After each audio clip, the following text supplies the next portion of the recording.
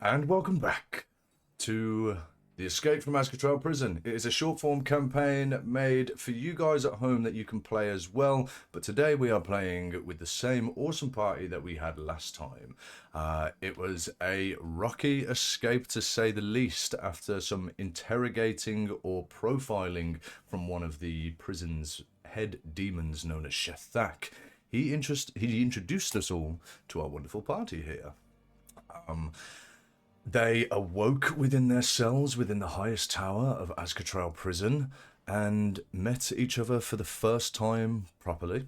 They were introduced to two other figures within the same cell block, a little annoying goblin known as Tug, and an old and aged dwarf known as Dorinir. After experiencing quite a horrific event wherein an orc which was trapped within the same cell block as them was removed from his cell, they were introduced to a rather large and horrible figure, to say the least. A demon general with blue flame horns and blue flames within his eyes took this orc from his cell and plunged a scepter deep within his chest and retracted his soul. Probably not the nicest way to start your day, but our adventurers were quickly saved by a mysterious horn that blasted deep within the prison depths, and as the demon and the imps which accompanied him left, they found themselves out of their cages. They armed themselves with whatever they could find and muster from the local vicinity, and they descended the tower down to a very large bridge. But to be able to cross this bridge, they had to unlock the two large gears which would turn the chains to this bridge. After figuring out the puzzles rather quickly, smart people they are, the bridge descended, and as it did, find its landing port. A bunch of imps ran out onto the bridge, ready to fight, but they were quickly interrupted by a hulking, demonically corrupted troll. As it slams down onto the bridge and roars at you all, the bridge itself shakes as you see these huge chains which fasten it from either side. It's at this point I would ask for initiative, but because we're good and we do things right here, we've already pre-rolled initiative. So, guys, are you ready to get into this battle with a troll? Yeah, boy. Oh, yeah. Absolutely. Then let's do it! Cue the monster fight music!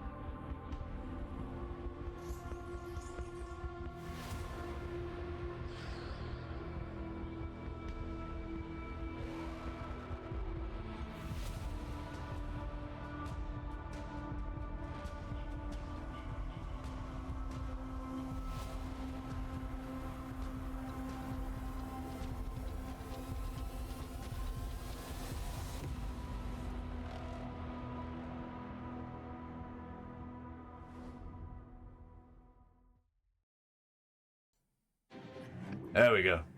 Right, kicking us off in our initiative order, we have Tamsin. What is it that you would like to do? Okay. We're so very far. I'm going to tell the party. Well, good luck. I'm just gonna, don't mind me. And I'm gonna run here. Use my action to complete the 40 feet and try to hide behind this brazier and use my bonus action to try to hide right here. Awesome. And that's it. You are hidden successfully, or so you think.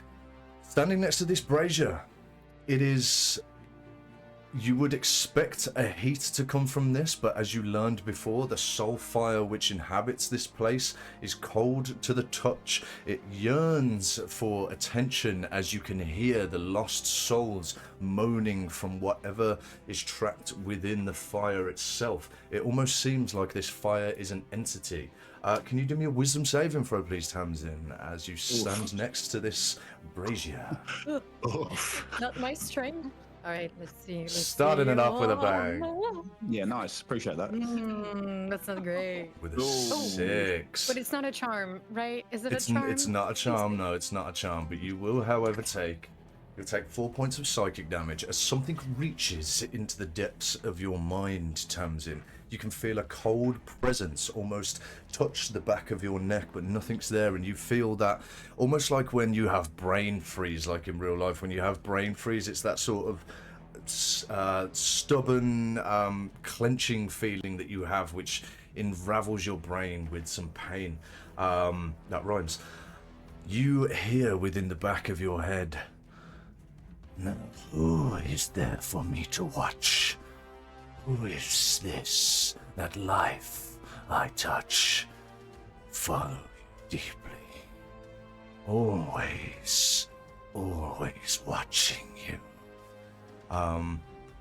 You feel something either connect or lash onto you in this moment in time, but what that is, you're not too quite sure just yet. But going from you, having used your turn, we go to Gregor, our paladin. Gregor, what would you like to do? Gregor is going to limp exactly 30 feet. Bravely limp. Bravely limp. Yes, 30 indeed. feet. And then I will use my bonus action to dash. My action to dash. Not a rogue anymore. Nope. And go another 30 feet. Awesome. And I will stand there with my 2 rocks and my makeshift chainmail, and I will bellow back the troll. You scream back at him, and he sort of just. You see that like veins are like pulsating in his neck, and the corruption within his eyes has set dim. This, perhaps all of you have encountered trolls in your past. This one looks heavily influenced by the demons of Az'ketral that surround you, especially the prison. Using your turn then to double dash, we go indeed to Crises. Crises, what are you doing? Crises is going to see that the toughest boy in our group has dashed, so she's also going to dash close by him, kind of just behind him here, Okay. because she can't really do much unless she gets a little closer. Is she still? Is she kind of out of sight?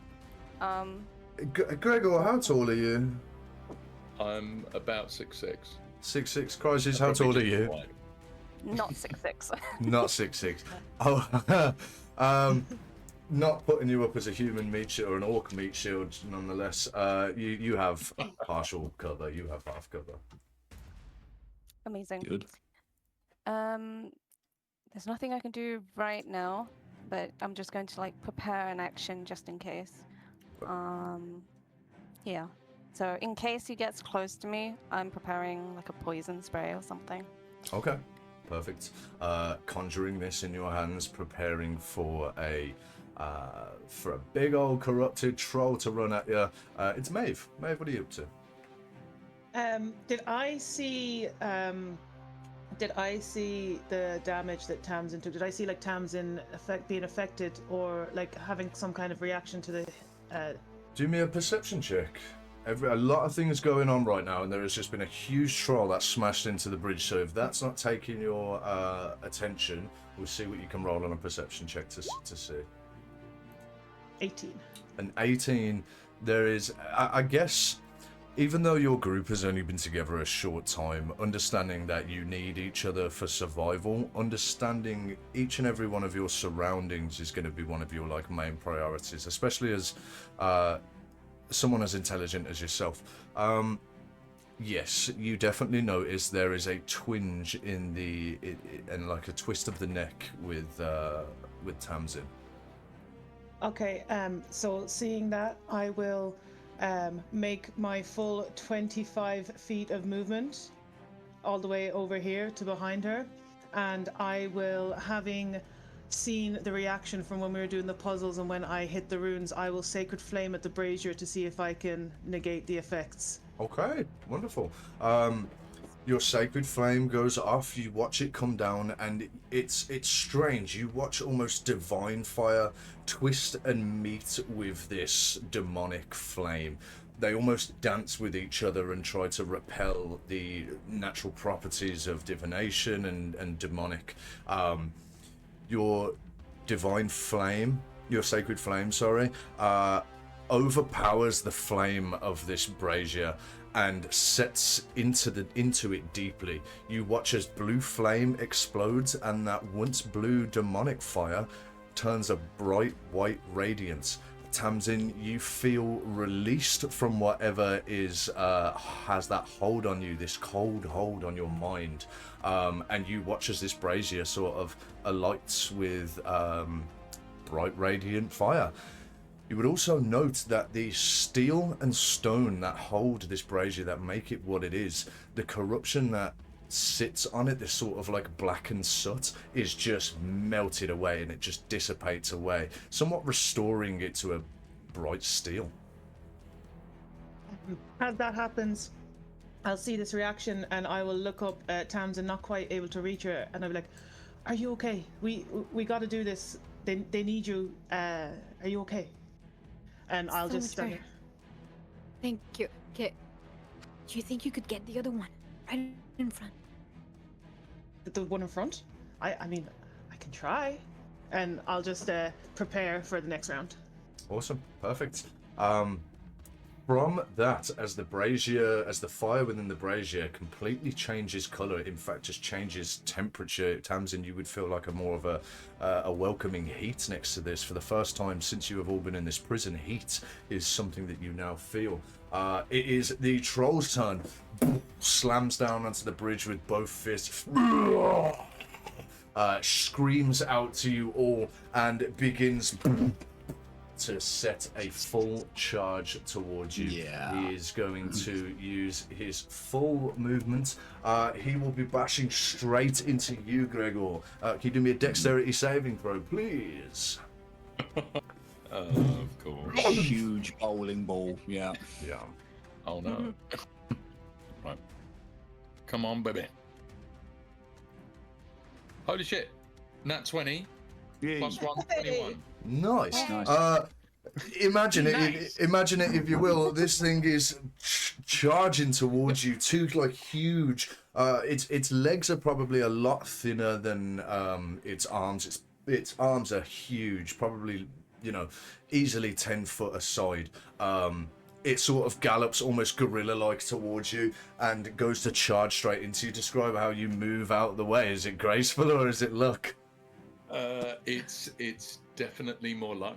As I see the troll barreling towards me, all fours kind of hulking towards me, my leg gives way. As I try to dodge to the left, my leg gives way and I kind of clatter to the ground on the right, narrowly missing the troll going towards me. Narrowly missing, and I will reward a natural 20 as it goes to charge into you, completely unfazed by any other of its surroundings. It smashes into this huge stone wall on the side of this bridge, into this brazier, knocking this brazier all over him, and you watch all this like blue charcoal and blue fire start to scorch all the way down his arm.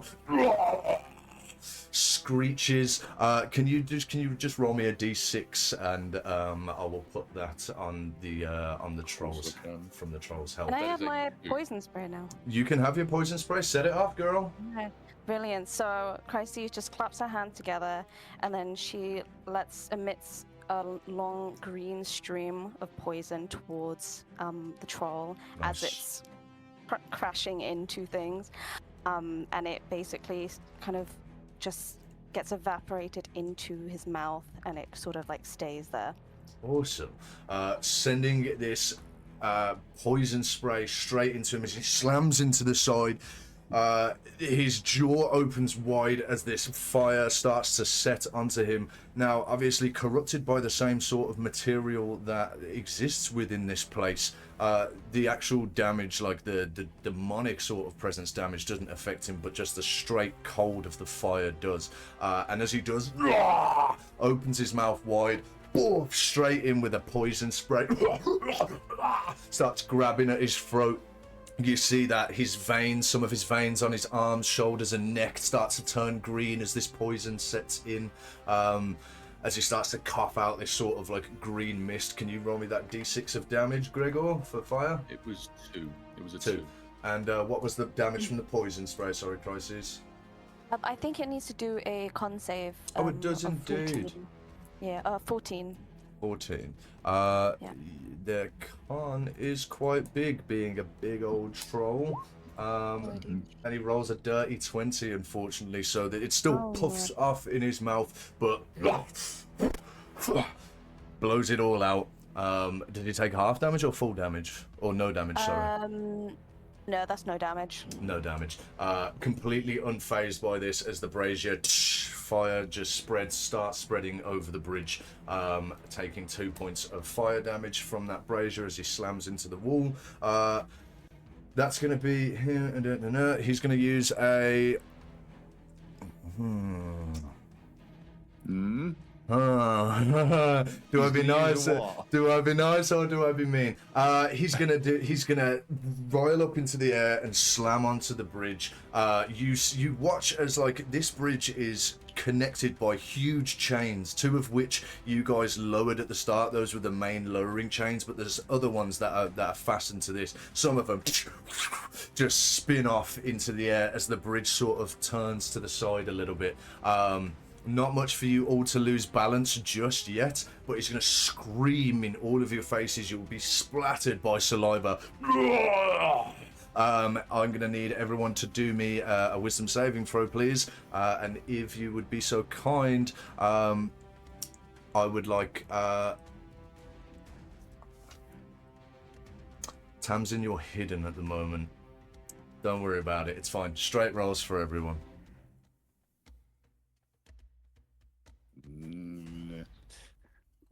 Natural 20 on the Maeve. Nice. No worries. 7 is gonna fail. Everyone else? 12 for Zomac, mate. 12 is going to fail as well, I'm afraid. I thought so. 11. Gregor, that will fail as well. So we have Zomac fail, Gregor fail, Ilanwe fails, and is that everyone? Have we got everyone there? Save for me. Save. Okay. The 3 who failed, you are considered frightened at this point in time. You cannot move towards nor try to attack this creature. Have I got it where I can't be frightened yet? No, shit. No, only level. No. Oh, I'm terrified. Oh no! So you can still attack, but you're not allowed to willingly move closer to this creature. Yeah, and it's disadvantage on it's attacks. Disadvantage, isn't it? Yeah, for sure. My bad. No. See, guys, even DMs fuck up sometimes. Cool. No, That's gonna be the big old corrupted troll's turn for now. Let's go to Ilanwe, our favorite undead druid. So, without moving, and since I appear to be just close enough in range, we'll go ahead and use Starry Wisp. Starry Wisp. So Ilanwe's just going to extend her hand and allow that to kind of float towards the troll. Mm-hmm. And it should be a...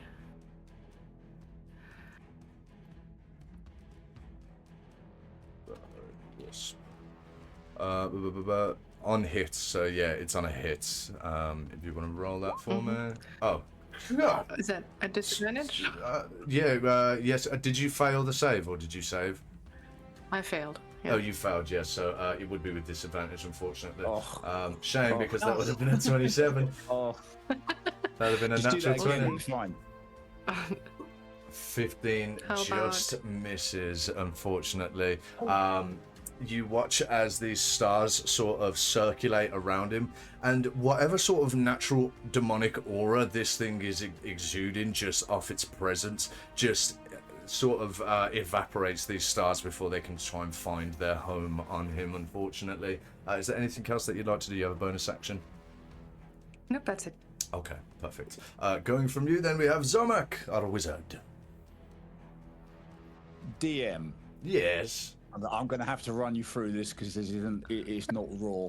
Okay. If I wanted to cast minor illusion of an exact copy of Gregor, with the intention of that it would make the troll think there's two of him and give the troll disadvantage if he believes the illusion, would that be allowed or not? That's not as written, the rules. That's what I'm asking. we'll let. I'm happy for it. I think it's cool. Trolls are dumb, but whether this one is thinking sentiently or whether it's just corrupted by something and that's controlling it. Yeah, it would still make it would still do the DC check, so it could be done and he could still succeed and know it's an illusion, but assuming that would succeed to have for sure. It would be like a displacer beast. Yeah, for sure. Yeah, for sure. Yeah, I mean, it's definitely a possibility. It will be down to the dice. They do not have great intelligence. It will just be a straight intelligence roll for it. Yeah, okay, fine. In that case, not a very clever creature, and I look at Gregor.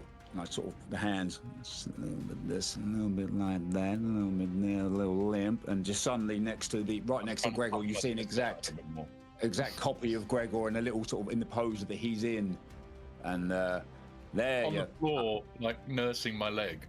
Exactly, just 5 feet, literally. Yeah, exactly. It's literally just that because I've got improved minor illusion. Without an action or concentration, I can move it.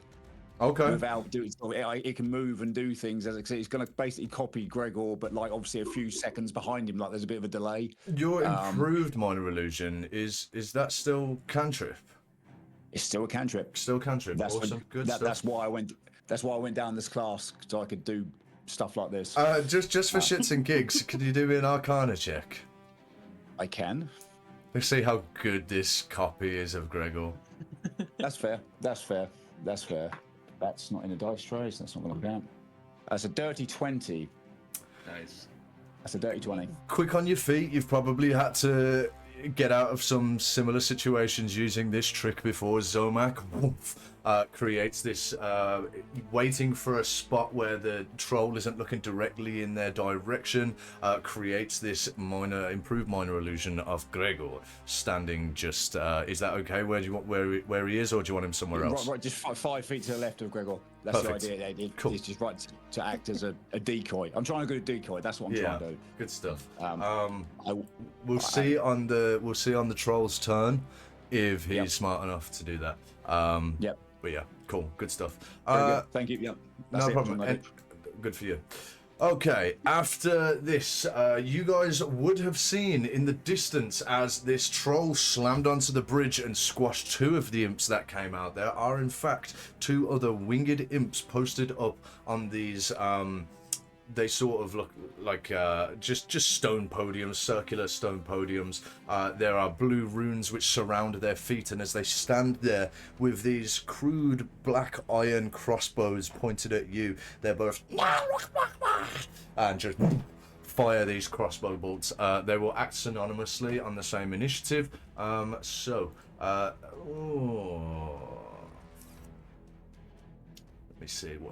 me see who can get hit first. Is either any of you guys. Unfortunately, Crisis isn't hidden from this one on the bottom side. This one, however, she is. The only thing that this imp can go for now is this minor illusion. So he's gonna attempt to hit.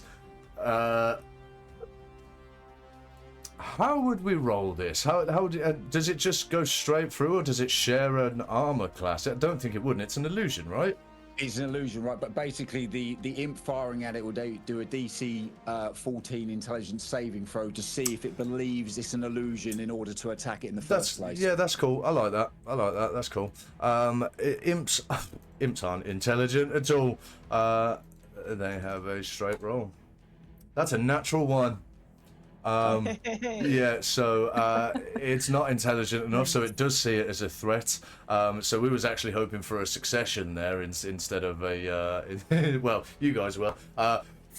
This imp fires a bolt straight towards the minor illusion, and it just goes straight through. It doesn't destroy it, no damage or anything like that. It just goes straight through it. You watch as this imp just goes, start shaking the crossbow as if it was that's fault. The second one then is going to, as Gregor jumps to the side, is going to shoot for Crises. Okay. Followed by a natural 20. How do I get a natural one then a natural 20? Oh god, it's going to be one of those days, ladies and gentlemen. It really is. You're going to take 16 points of damage. So it's 16 points of piercing damage. It finds a crucial point on Crises. This, because this is all happening synonymously within 6 seconds, that brazier just got smashed into, leaving all of this rubble in the air. And as this rubble and dust is sort of mid-air, a bolt comes striking straight through it. Crisis, you look and it just sinks right under your collarbone, just between throat and heart. This is deep. Dealing 16 points of piercing damage, unfortunately, and you watch as this imp sort of uses its foot to press down on this this crossbow, and all of its might to pull back another bolt, another black bolt sitting in the center of it. Cool. I'm going to roll something here. It's the top of the round. I'm going to roll for structural integrity of the bridge. And just don't. It's fine. You just don't. Just don't. It's okay. It's okay. You watch another chain snap off. The bridge turns slightly more. Can I get a dexterity saving throw from each of you just to stay on your feet? Yeah. What if I'm already off my feet? Sure. No, sure. You can remain. You can remain prone. Just Then how about slides a that? little bit. It's not good. It's not good. You can remain prone. That's fine. 14 save. 3 of you got 14. Nice. Very good, Alangway, Joe. Crisis, and Tamsin got 14s. Maeve, you hit the deck, unfortunately, and you will also move 5 feet this way. What did Zomak get? Sorry. A natural 20 for 19. Nice. Nice.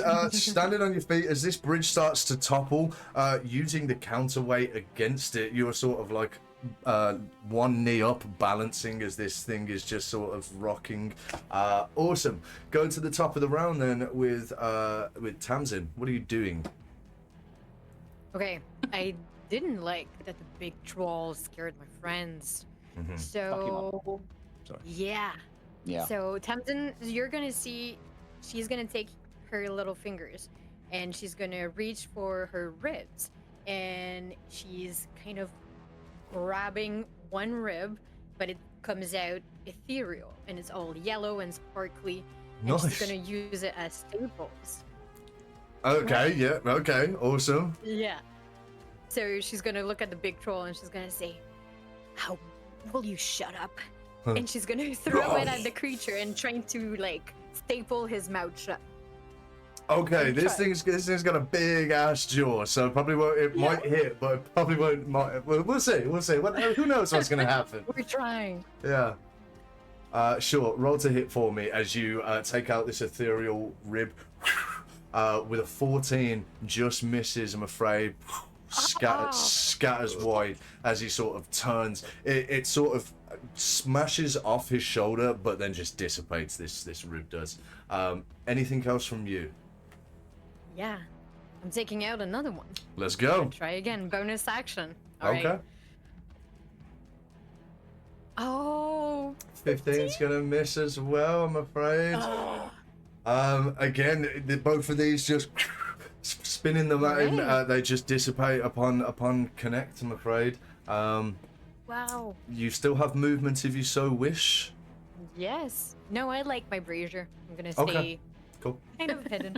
You'll notice that as the bridge is sort of turning, you have to sort of like hold on to it a little bit, but as it's now fueled with divine light, it's not heat that can like sort of that can harm you as it's casted by a friendly ally. Going from you then, on the floor, Gregor. Down but not out. Yeah. How many chains are left?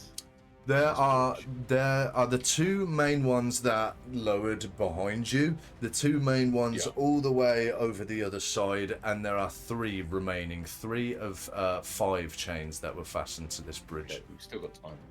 In that case, I pick myself up, drag my right leg into the place it should be, retrieve my 2 rocks. Hang on, am I still frightened? Are we still frightened? Oh, can you do me a wisdom saving throw? All right, I stay on the floor and I try and shake myself out of being a little scaredy cat. With 17. 17, you are not frightened no longer. You've had enough of this, troll. I've had enough. I stand up my 2 rocks, and with both attacks, I attempt to just smash straight between his head. Awesome, Yeah, perfect. so I roll 2 attacks right in between. Perfect. Um, I remember with an unarmed attack, with these in hand, you'll have 2d4 instead of just a d4. yes, the first one is a 7. That's not gonna hit, I'm afraid. Just the nah. The second one is a nat 1. Oh.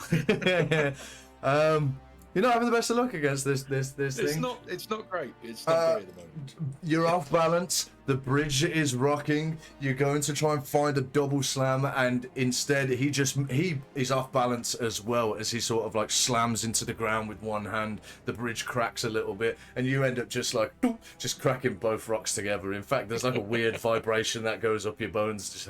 Just gives you a bit of a shiver as he pulls back. Going from you then, if that's everything that you want to do. That's everything.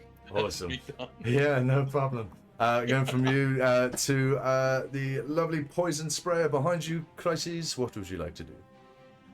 Crises has taken a hit. So Crises is going to, she's going to bonus action Bardic Inspiration on Gregor, Okay. which is going to be a quick whistle, and it's basically going to bring up a couple of doves which kind of envelop Gregor and sort of disappear within him, but it gives him Nice. an aura of like wings, and then she's gonna run the fuck away. Awesome. As these doves sort of like fly and perch on Gregor's shoulder, they sort of diminish and just set this aura around him. But yes, hobbling away with a bolt in your chest. Hopefully not enough to take another one. You get yourself back to a safer position. Awesome. Was that everything? That's everything for now. Cool. Maeve, Can I try something funny? let's give it a go. So I'm going to stand up and go to my full 4 foot of height. Use half my movement. I'm going to step forward very confidently the rest of my 10 feet. You was not frightened, was you? Oh no, sorry, I wasn't frightened. I got my Cool. nat 20 on that. Perfect. Yeah, cool. Good stuff. So I'm going to move forward into the middle of the bridge confidently. I'm going to stand there. I'm going to cast Thaumaturgy. I'm going to make my eyes bright with blue flame. Okay. And then in Infernal, I'm going to shout at the troll, "Idiot! They're behind you! They're escaping!" and point to one of the little imps. Okay. Let's do an intelligence check for him. As it's not command. I'm just trying to persuade it with the glow of the eyes of the big demon that had come in. I'm just trying to portray that bit of. I will say, if perhaps this, I'm just going to outline right now. The things in this place, it is probably easy to surmise that these are all infected, corrupted, or enslaved by a similar entity, whatever corrupts this place. This thing is mindless. So, You can either do me. You can tell me. We'll go after you. You're the player. You requested it. You can either do me a persuasion check with advantage, but the DC must be 18, or I can do an intelligence, and it's going to be far, far lower. Right? It's a DC of 10. I think I'm gonna do advantage. I'm just gonna go for it. Advantage persuasion. Respect it. I respect It's a it. DC of 18. Okay, first one is. Please roll well. Please roll well. Please. Okay, no, and then the second one. First one was a 13. First one was 13. Come on.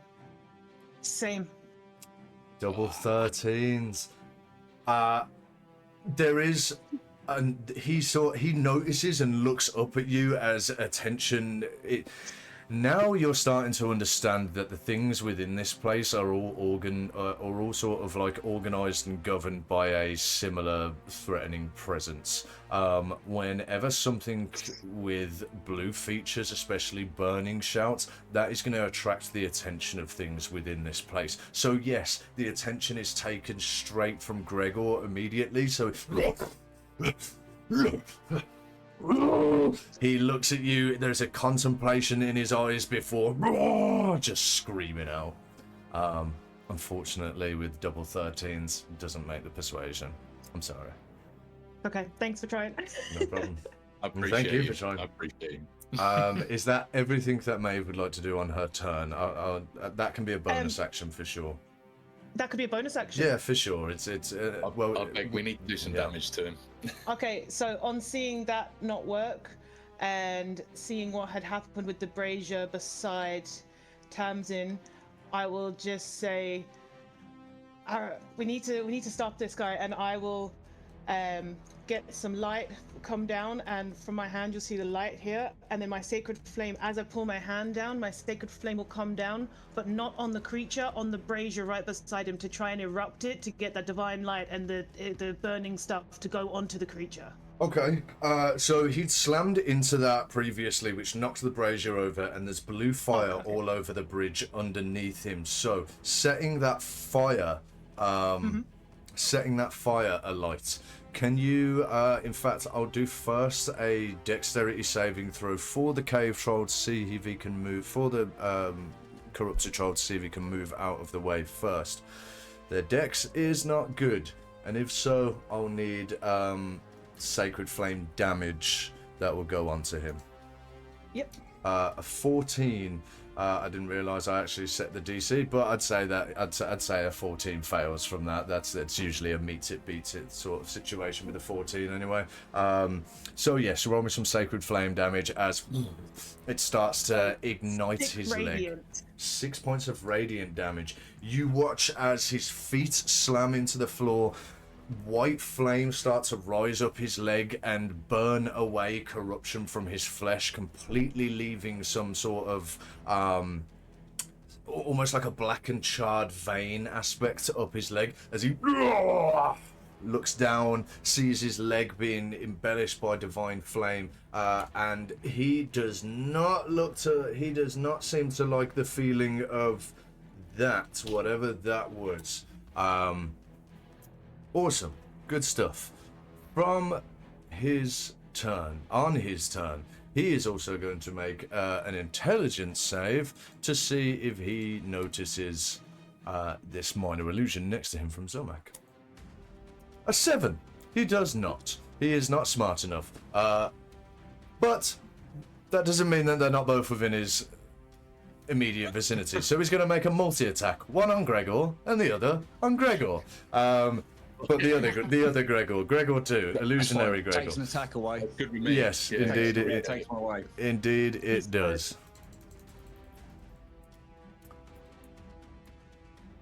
So, Gregor, that's an 18. Is that me, Gregor? That's you, Gregor. And the illusion's a 26. So you know. Wasn't it? Straight through. The illusion straight. So first of all, with his left hand slamming you against the wall. If that, an 18 is going to hit you. Yeah, correct. that is. Cool. That's a big boy. 10 points of bludgeoning damage. Slams you against the wall, and the second one goes through the second thing, and it just and tries to like continuously grab it, and his hand's just going through this illusionary image of Gregor, which just stands there proudly, just staring at him with his crest of Eos on his chest, whilst this thing's just trying to go at him.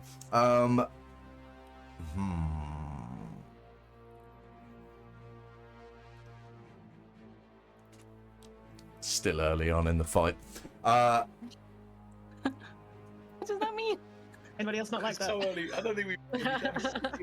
As you've been slammed against the wall, he is going to just take a few steps forward to here. Realizing that he can't actually do damage to this other one, he stands between you all and screams. He's gone out of my range. Can I make an opportunity? He hasn't left your attack range, no. Being a huge creature, he hasn't. Going from our corrupted troll friend, our troll buddy, we have Ailanwe. Quick question for one of the feature traits that I have. It does allow me to cast Find Familiar as Wild Companion, so I can do that without material or components. Okay. Are you going to allow me to do that? For sure. What would you like to be your familiar? So I'll be summoning a small raven, and I'll be holding the rest of my action for that. Okay. Holding your action, I will get you a raven. And I'll roll a d20 for you for its initiative, because it does have independent action, essentially, on my turn. Awesome. Yeah, roll me through his initiative. If that's everything you're going to be doing on this turn as you're holding your action, Zomak, what would you like to do? First, you need a wisdom saving throw for me, don't you? I do, because you are feared. I am frightened. Oh, Ailanwe, was you feared as well? Sorry. Yes. Should I have re-rolled for wisdom at some point? Yes, if you can re-roll me that. Zomak, you are still scared? Yeah, I am indeed. With that in mind, I'd like to cast Toll the Dead. Toll the Dead. So, wisdom saving throw DC 14, please. Okay. Is it? Now, I don't have advantage because you have disadvantage on attack. It's only to hit rolls, isn't it? Yeah. It's only attack rolls. Yeah, that's yeah. Was it a wisdom? Sorry, did you say? It was a wisdom saving throw DC 14. It's an all or nothing kind of thing. Either Ooh, hits or it doesn't.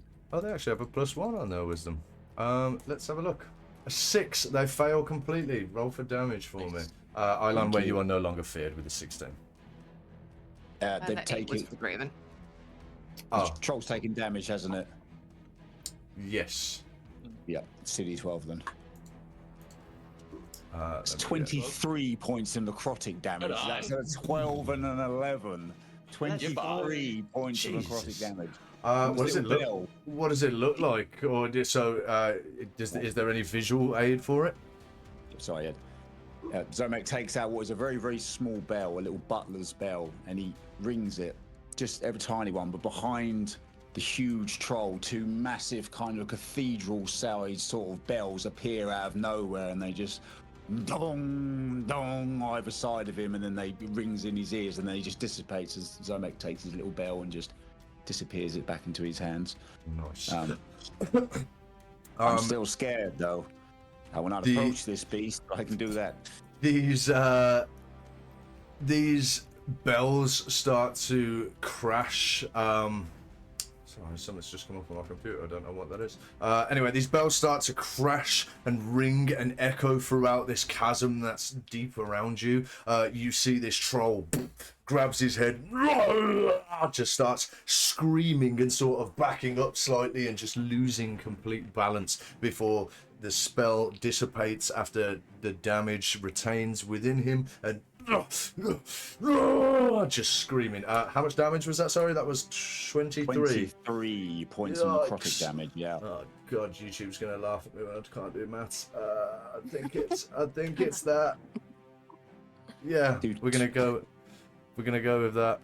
I should Do really you get a add up or calculator. do you subtract? I'll subtract.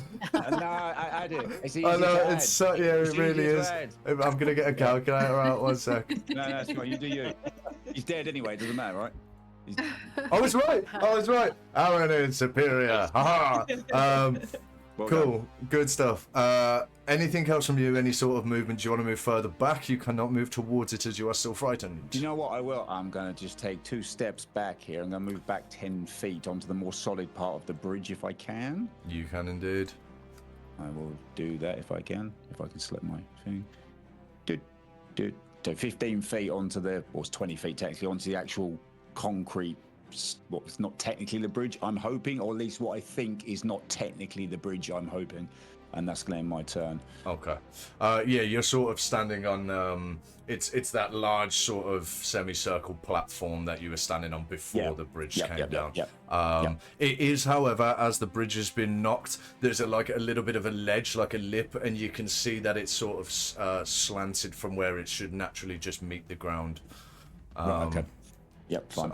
So, cool. Yeah, I'll stand there. 1 second. I'm just going to. Cool. Going from Zomac, then we have our imps. Let's see if he can make another intelligence save to see if he's smart enough to figure out that he's just shot an illusion, or maybe he just thinks that it missed. That's a 3. No. Goes firing through this illusion into the Achilles of the troll. You watch the troll grab as a reaction, grab a piece of the bridge, like rip it up, and just disco it back towards this guy. I'm gonna do a roll to hit for that. Nice. We'll take it. Take it. Just like skims the imp's head as it slams into a wall behind. Again, the troll looks forward towards all of you. The other one is going to take a shot towards Gregor. It's going to be a 19 to hit. It's going to be 9 points of piercing damage. Sunks straight into the back of your shoulder plate, just under where your armpit is. Straight in. Going from him then, top of the round, let's do a structural integrity check. Hey, good stuff. The bridge, you can hear the chains, and so you can see some of these like huge links starting to like pull and tighten and stretch. It's horrifying. You can hear this sort of metal stretching, this cracking around as it echoes and crashes throughout the cavern. Going from that then, top of the round, we have Tamsin. What would you like to do? Okay. Would I still be hidden behind the brazier? Do me a stealth check. 'Cause I tried to attack, but... Oh, okay. Okay. I can definitely do that. Islandware. Where would you like your raven? Sorry, Islandware. That's okay. You can just throw him on my shoulder for now. Just fine. He's Cool. getting Awesome. instructions. Your stealth check was a 15. It's as it slams towards you, you're trying your best to sort of have cover behind this brazier. As the bridge is slowly tilting, it actually works in your favor, pushing this brazier a little bit in front of you, and it is engulfed with radiant light, which offends this creature completely. So it's not looking directly in your vicinity. So yes, you are hidden. Does that work in your favor? Ooh, amazing. All right, so then I would have advantage on my roll, which I had last time. I'm just an idiot. Okay. So I'm gonna try to. But So you see remembering Tamsin, how he's- awesome you are. Yeah. Exactly. New character, who this? Tamsin's gonna crack her neck, and just one vertebrae is gonna appear in her hand, and she's gonna try to aim straight for his eye. Awesome. Try to blind him on one side. Cool. Roll So with let's see advantage. if I can do this time. Ooh, I think that's gonna hit 24. 24 is going to hit for sure. Slamming into his eye, he sort of stumbles back a little bit, trying to pull out something in his eye, but nothing's actually there as it just stabbed and dissipated as it's ethereal. Right. And so he's gonna take 7 plus sneak attack damage. It's gonna be a 10 total. 10 points after that. Awesome. That one's easy to subtract with. We like that. Let's try to do whole numbers. Awesome. You throw this vertebrae into his eye. Screams out. His screams echo throughout this cavern as he tries to pull something out of his eye, which is not there. Anything else from you before we move on to Gregor? I'm gonna use this distraction to run and like slide to be out of his reach. And Okay. with my bonus action, I'm gonna disengage.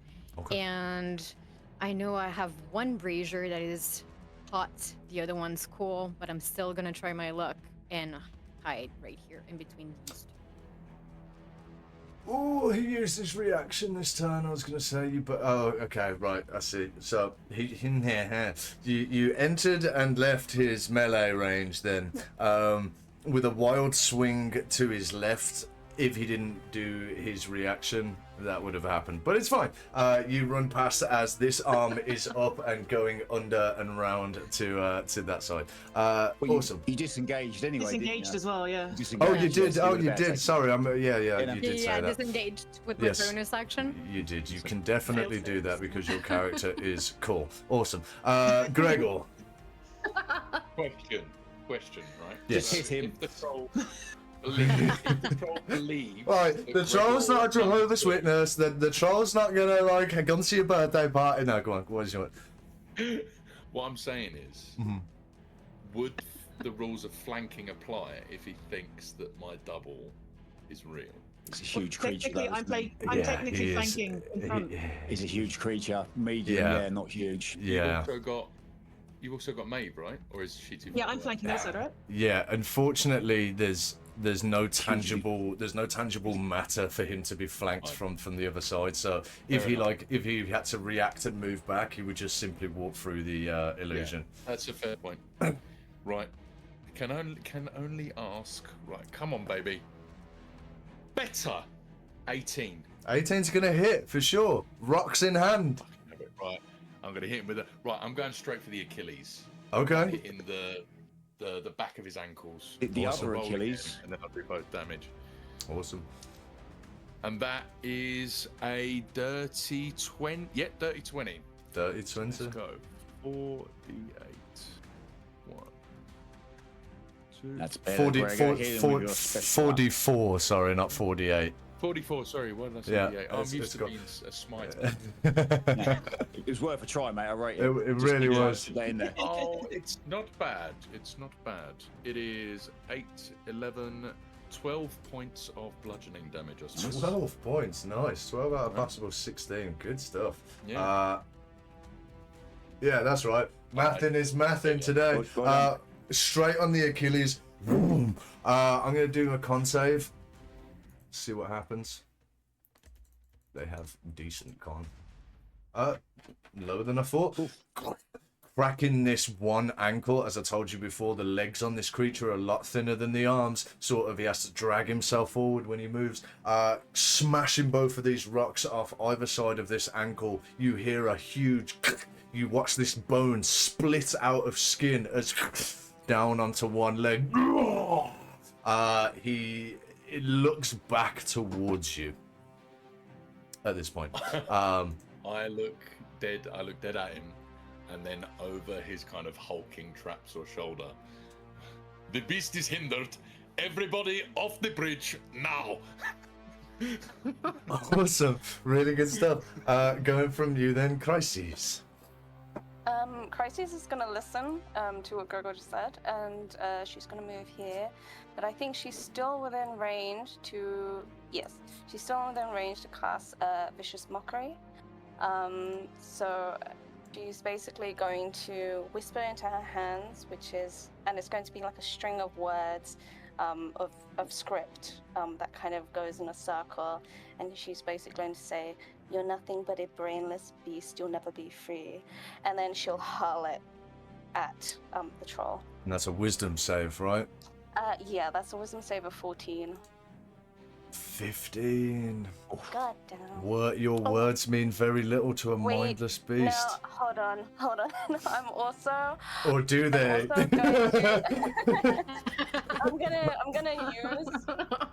I'm gonna use one of my bardic inspiration to use cutting words. Okay. Which Yeah, good. basically Good. so it'll subtract a number from the creature's roll using my 1d8. I'm just gonna be like, you must listen to me. Okay, you're looking for a 2. You're looking for a 2 and above on this D8. Oh, Because if it's nice, That full 8. Nice.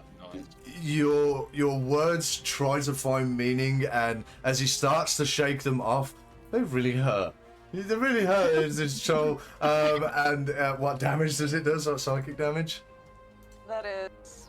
Oh wait, what is that? A 5? 5 points of psychic damage. You watch a singular tear come from this troll's eye as he's upset about that. He's doing his best, That's what I okay? thought. He's doing his The best. tear come from the missing eye. Just the Yeah, socket. Just the yeah, just the socket. Yeah, exactly. Awesome, good stuff. Going from Crises to Maeve. Maeve is gonna look around, hearing Gregor shout, "Get off the bridge!" Realize that everyone's running a lot faster than her. She's gonna hold up her knuckle tuskers, lift up Nice. the chainmail skirt, and start backing away. But as she does, she's going to cast Sacred Flame on the troll as she's backing away 25 feet. Awesome, that's a dex check, right? Dex save. Yes. 12, so he'll fail, taking your radiant damage. Slams down onto his head. As skin, flesh starts to peel off, you watch some of the corruption start to rise and dissipate from his flesh. What's the damage on it? 5. 5 radiant. 5.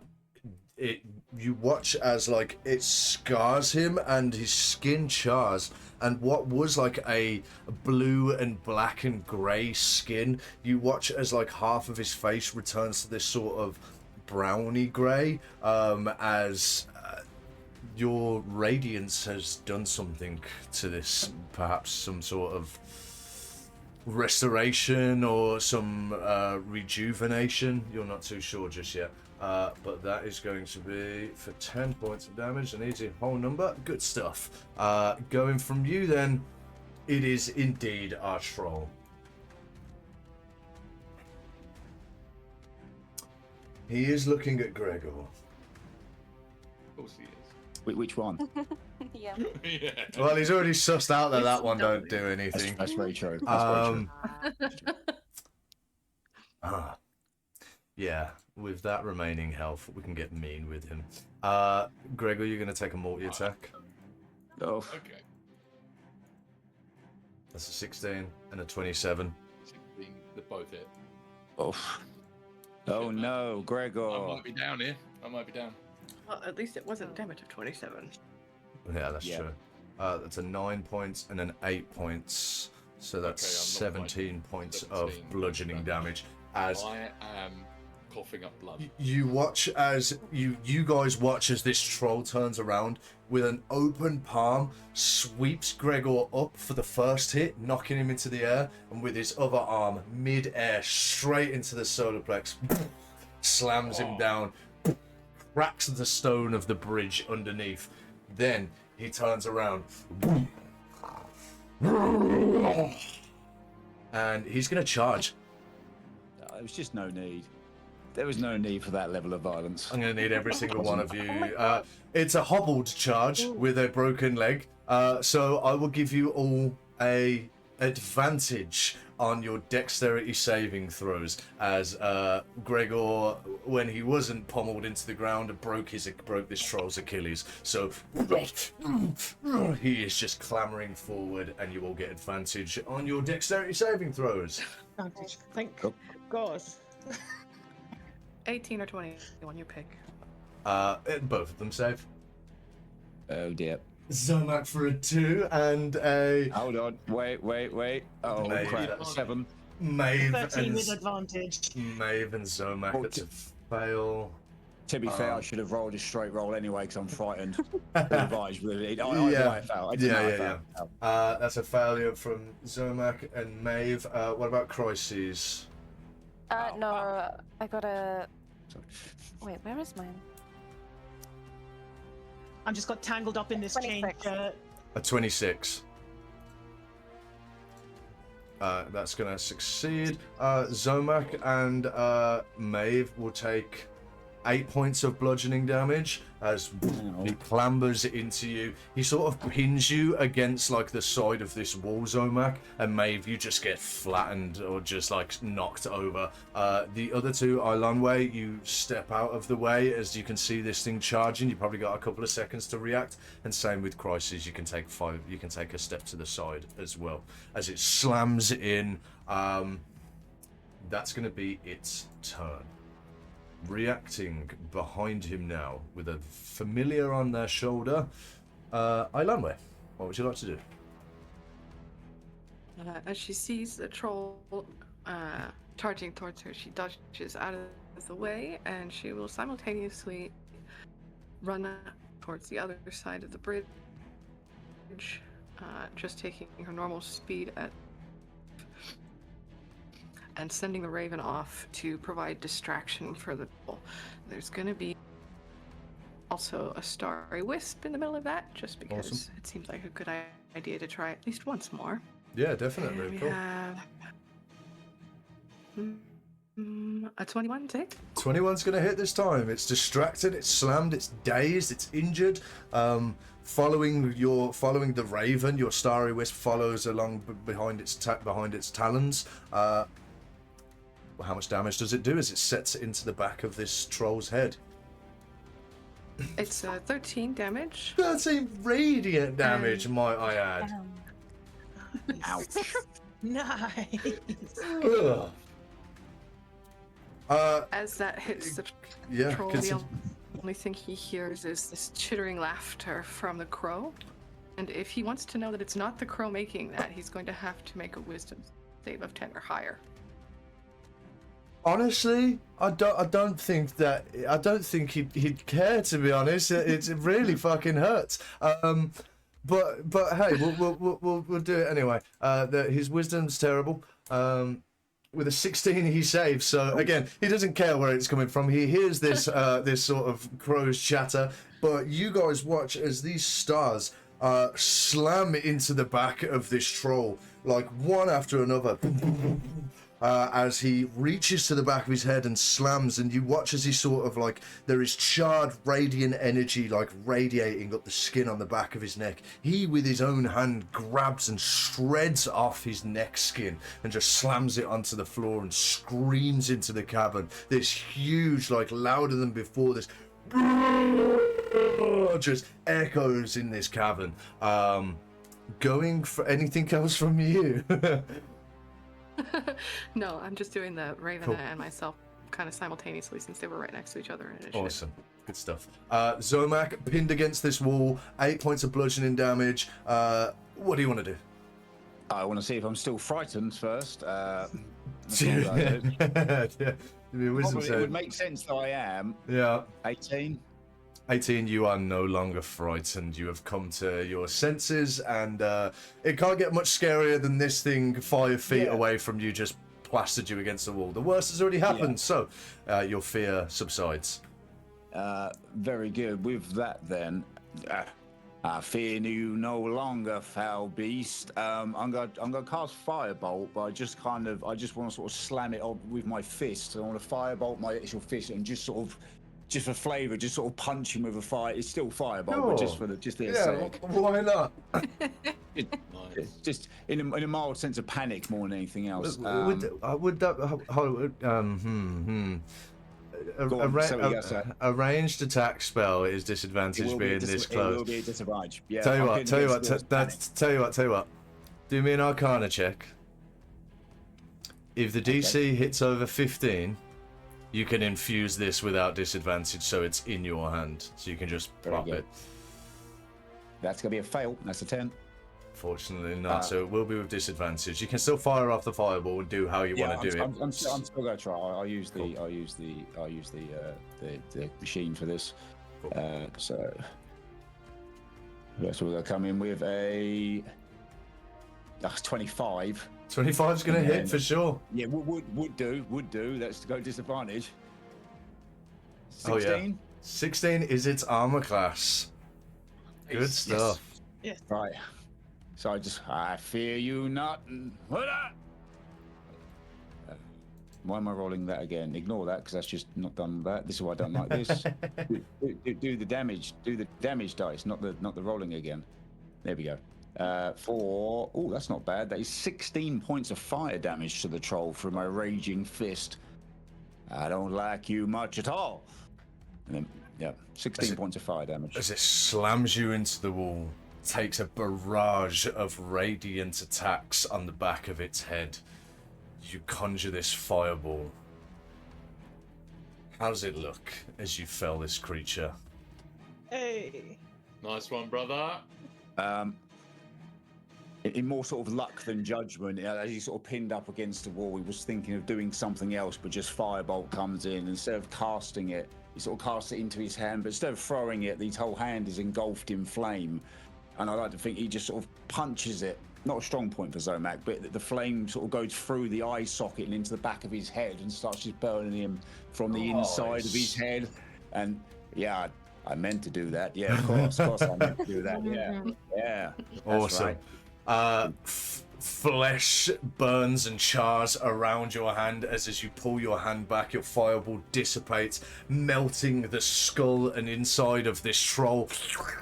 You retract your hand as this troll sort of stands up, holds his hand over his face, steps back a little bit, and just back heel goes over the edge of this bridge. Oh, thank God. I thought he was going to land on one of them. Back heel goes over this bridge. The crow flies away. The raven flies just out of sight as this troll just falls into the mist and chasm for about 12 seconds until you hear a at the bottom. Good stuff. Have a nice trip. Nice. Very nice. After your turn, unfortunately, combat hasn't ended for you at this point in time, but I am going to do an intelligence save for both of these imps to see whether they should stay and fight or flee and warn others. Can my eyes would still be glowing bright blue. Mm-hmm. Can I kind of add to that to try and intimidate them because they would have heard me shouting to the other guy just as a little. If you're happy to burn your reaction to do that. Yeah. Cool. Yeah. Then in that case, can you give me an intimidation check? If you want to substitute, Maeve, I have proficiency in intimidation. I got a 17. I'm happy to just scream. 17. These and my eyes are blue. These things are going to stay and fight. That might not be such a bad thing, because they go off and warn others. That might not be terrible. Good point. These things are going to stay and fight. A bolt fires down towards Alunwe for a dirty 20. Oof. 4 points of piercing damage. The second is going to fire towards Tamsin, who is not who's not hidden from this one at the bottom. That is a natural 1. Sticks into the side of this bridge. Ilanway, you have a bolt sticking just in your thigh, but not deep enough to reach any sort of artery, so you can pull out.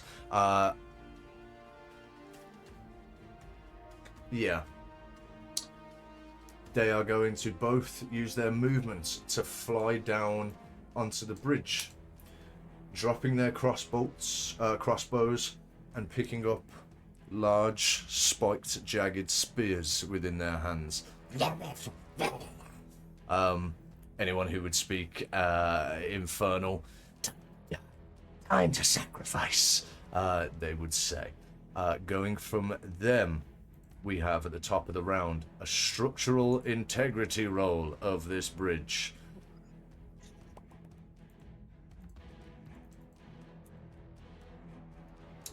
Okay. At the moment, nothing happens. But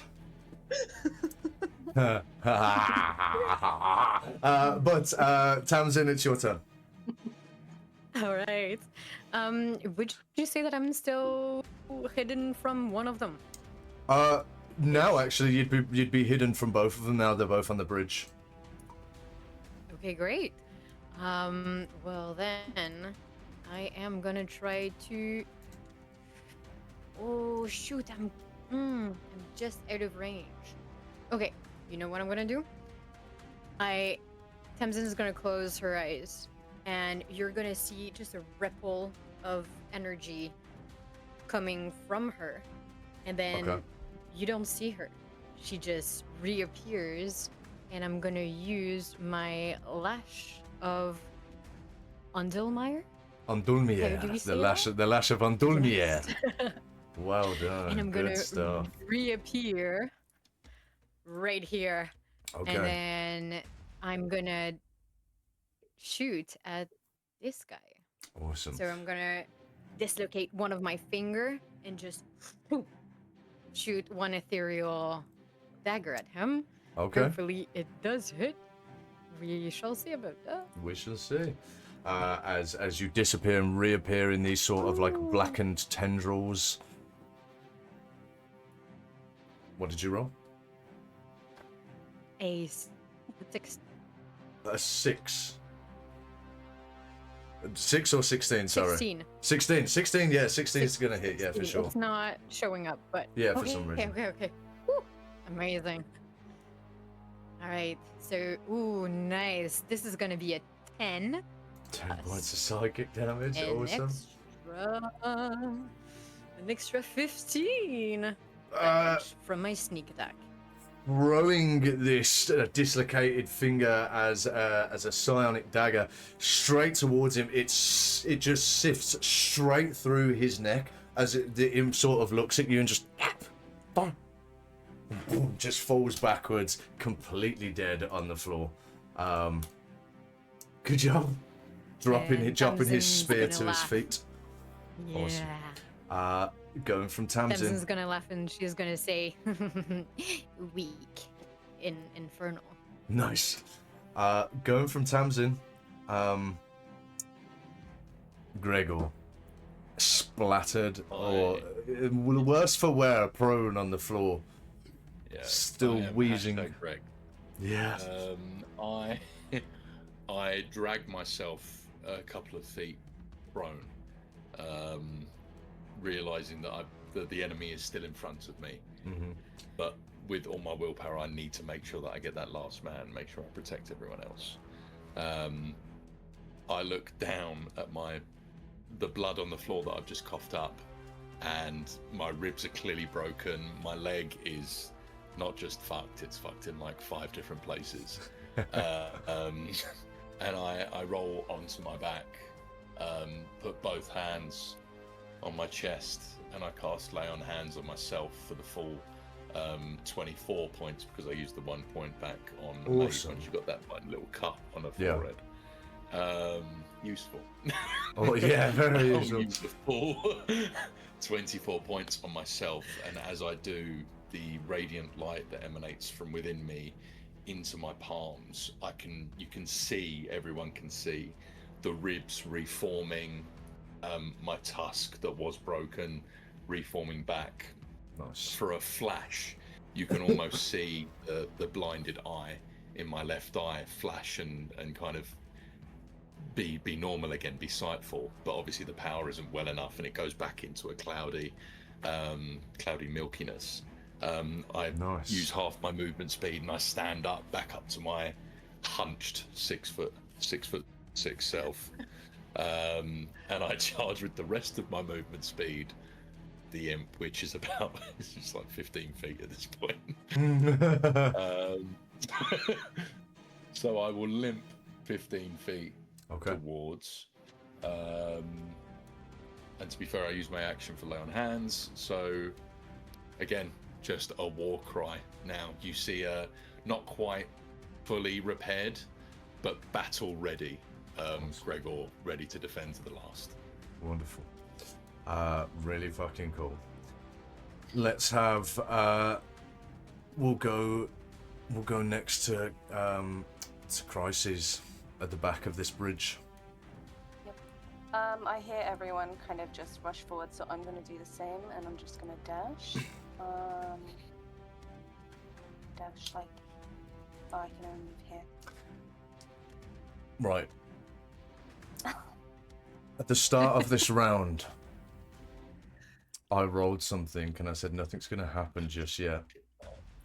That's because two of you were not on the bridge. Oh no.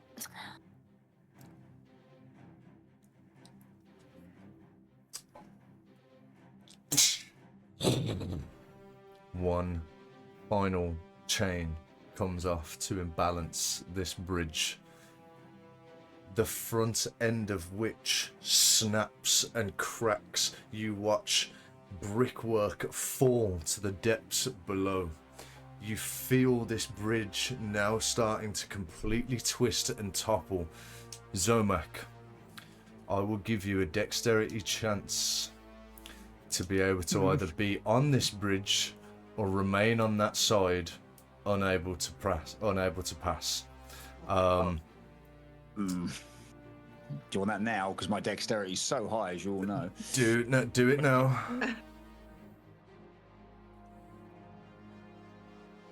How's an 8 suit you? 8. You leap as this bridge rises from the side that you're on. You are just on the side of it, rising with it. Crises, what was you gonna do on your turn? I wasn't going to do nothing. You were just gonna move. Okay. Yeah. In that case, I'm gonna need everyone to do me a dexterity saving throw as this bridge completely starts to turn. Would you give me advantage with that since I have spider climb? Yeah, for sure. Well, you do. You just stick to it. With spider climb, you don't have to do anything. Yeah. Well, To keep that 17 quiet, will didn't you? Crisis, what the bardic inspiration is that a D8? Yes, it's a D8. Okay, all right, let's try. I'm gonna need it. I'm seeing a lot of saves here, guys. This is good. Don't Okay. worry, I haven't rolled yet. I'll give Joe my 17. Oh, 16. 16, I good. got an 18. I got an 18. Pulling yourself, Bardic got an 18. pulling yourself up. This imp tries to like dig its spear into the ground, and it starts to like scrape down. You hear metal against stone, and you start seeing sparks come off. It just falls down into this chasm, along with the flopping body of his friend falls down into this chasm. You have 3 turns to get off this bridge between you all. Keeping in initiative order, Tamsin, Crises, did you use a dash or just a normal movement? I used the dash. Okay, cool. It's not your turn anymore. Mm-mm. Maeve. Everyone's rulering. I'm gonna. Everyone. I can't make it. I can't make it in 3 turns. Even with I'm your gonna- dash? Even with my dash, I've got 25 feet. Yeah. Jump, and there's a spear. I'll see what everyone else does on Will their somebody Yeah. throw her? Yeah. It is your turn, Maeve. So you're gonna do your full Yeah, dash. I've done my full dash. That's Cool. my full dash today. Setting off and pulling your chainmail up to your waist, running as fast as you can. Bricks are falling from your feet as you move. Zomak, you're already on the bridge, by the way. Now you've had to pull yourself up with that successful deck. Going thank you. from Maeve doing her full, we have Ilanway.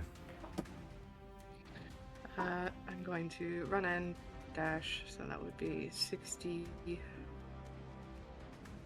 some odd feet, because I think I'm 35, so 70 feet. 70 feet. And as I'm running, I will dismiss my raven to a pocket dimension. Awesome. Can you do me a Constitution saving throw as this one brazier in front of you topples and sends blue fire going your way? One Constitution save, coming up at a 21. 21, completely saved. You managed to enshroud yourself with whatever you're wearing so that it just sort of bashes off and around you. Awesome, good stuff. And did you want to move your raven its full 120? It's just dismissed to a pocket dimension. pocket Oh, dimension, cool. yeah. Yeah, cool, good stuff. It's very safe. Awesome, it is. Zomak. To try and speed this up a bit, I'm just going to sprint with 3 of the actions to 180 feet, which will leave me 5 feet before the other end of the bridge. So dash, dash, dash. I'm still 5 feet short. So can I dive and try and use my dagger when it comes to my turn to get to that other end? If this is all of your turns, yeah. That's all I'm gonna do, yeah. I'm just gonna dash, dash, dash. Everyone dashing until they get to it? Unless there's I won't need to anyone dash. still left on the bridge. Just the one. Everyone's I will dashing until wait. it gets to it. Do me a dexterity, do me an acrobatics check to do that leap. Zomak, I believe you're the only one who would have to make that leap. Maeve, you are the only one who will not make it, even with that. So we'll come to that in a moment. But Zomak, do me an acrobatics. 15 for acrobatics. It's not a graceful landing whatsoever. No. Topple, you might even hit a pillar on the other side. Everyone else can get themselves across with dash actions. Maeve. Let's put everyone over to this side. Just in case. How far away, what's the distance that she needs How to far get? away would she be? I'm at here. the end? I get to here. Maeve would only be Okay. 10 feet Okay. away. If I am running as I'm The dashing, whole bridge is collapsing behind her. Daisy chain it. As I'm running, I will pick up one of the imp spears Okay. and I will hold it out. Okay. And yeah, okay. Maeve. Yeah. Unless there's anything anyone else would want to do to give her advantage for this, it's just going to be an acrobatics straight. But Don't against be a fan. Bardic inspiration. just kind of gonna like hold my hand out and stretch as far as I can to get to her. Awesome, cool. I'd say the same sort of like doves surround her feet, giving her that extra sort of stride forward. This whole bridge collapsing behind her. Some parts coming up, some parts completely dropping. Maybe you are sidestepping and you have to do that one last leap to grab onto the spear that Gregor's holding out. Can you do me an acrobatics, please? As I'm grabbing for the spear, I will also use my knuckle tiskers to try and put them in and try and hold them and drag me down to Put slow them in down. me. Put them in me if it needs I'll put to. them in anything Go I for can it. grab. I will one hand grabbing to the spear, one hand grabbing. Just in the chest.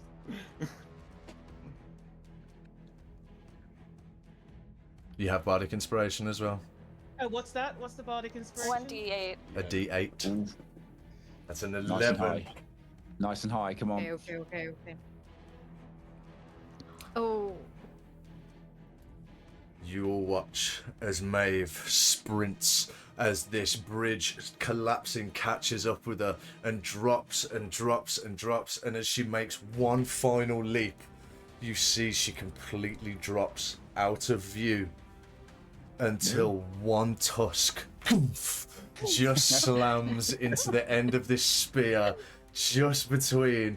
She is dangling there, and you guys see this bridge drop, and there is a minor illusion of Gregor just standing there, just giving you a one-up as all of this bridge falls deep into the chasm. Maeve hangs on the edge of just this one tusk. I'd really appreciate some help, please. I walk Yeah. off. I rushed Is out. she is she Yeah. is she gonna be I'll within see like the- distance if I hang myself over the edge with spider climb? But yeah, I'd say so. Okay, so then I'll stand on the edge and put my hand down. The only downside is that you're gonna have to hang onto the spear too, because I have a -1 strength. So like- pull her up while she has a hand I'll on it. start pulling Nice. as well. I'll start pulling up as well. Awesome. No strength checks will be needed if you're all My feet sort are of just assisting. dangling as I'm being pulled up. The Nice. chainmail further down, like my legs hitting the chains. You see? Yep. my I want to make it very clear I'm not assisting. That's what No. I'm Good stuff. Nice. Thank you. Maeve has been pulled up to the other side. Good job, guys. You Yeah. well done. Nailed That was it. that was very yeah. If that's what you want to say, that's fine. Yeah. Awesome. A troll, a corrupted troll defeated. You have avoided further detection. Perhaps a huge bridge has just collapsed, but avoided detection by imps running to tell people that you have escaped, and indeed crossed this bridge before falling to your deaths. Can I just check if the crossbows are still there, because they dropped it to So the the- chasm, surely. So there are still two very large like stone platforms hanging either side of this like empty chasm from where they were stood at the start. On these, they have blue runes that are still sort of activated and circling around them. And yes, there are two crossbows. The crossbows still within those, still lying on those platforms. Does anyone have mage hand or something? Do you want one?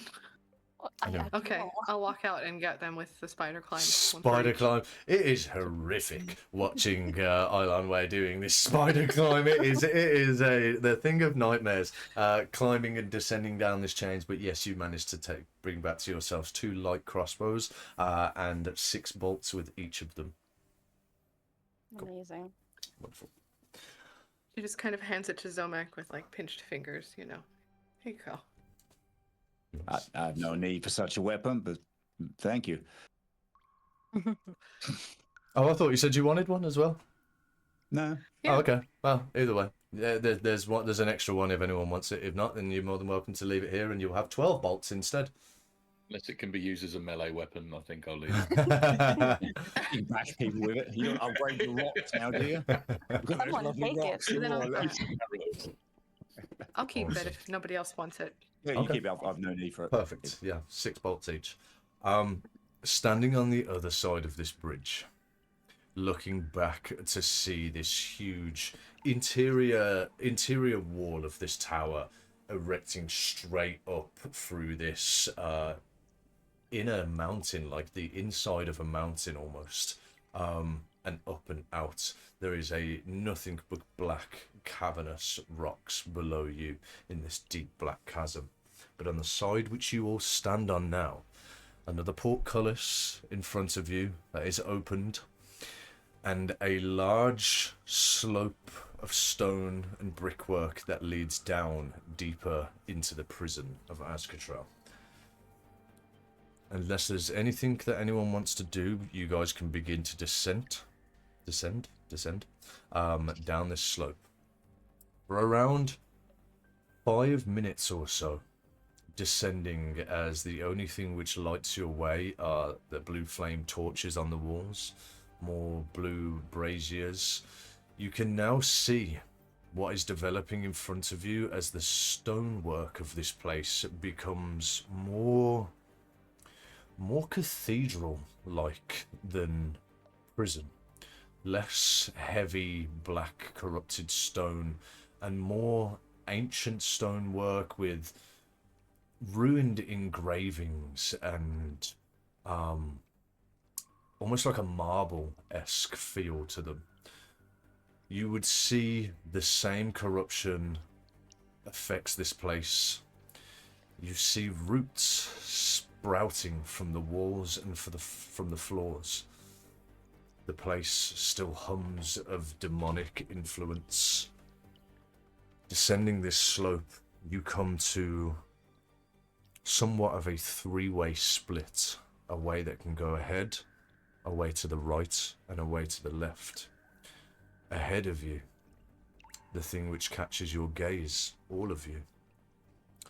You stand in the presence of around 15 imp bodies, all armored, with their weapons dropped, the black blood pooling beneath them. Another portcullis lies closed just ahead of these imps' bodies, and you see there is one rather large demon, a bit larger than these imps, a bit more provisioned with cleaner armor on it, more fitted towards it, stands and staggers towards you, blood leaking from its mouth. He sort of reaches out towards you with these blackened fingernails as a silver sword sticks straight through his forehead. You watch the eyes of this demon go either side before rolling to the back of his head, and you watch this sword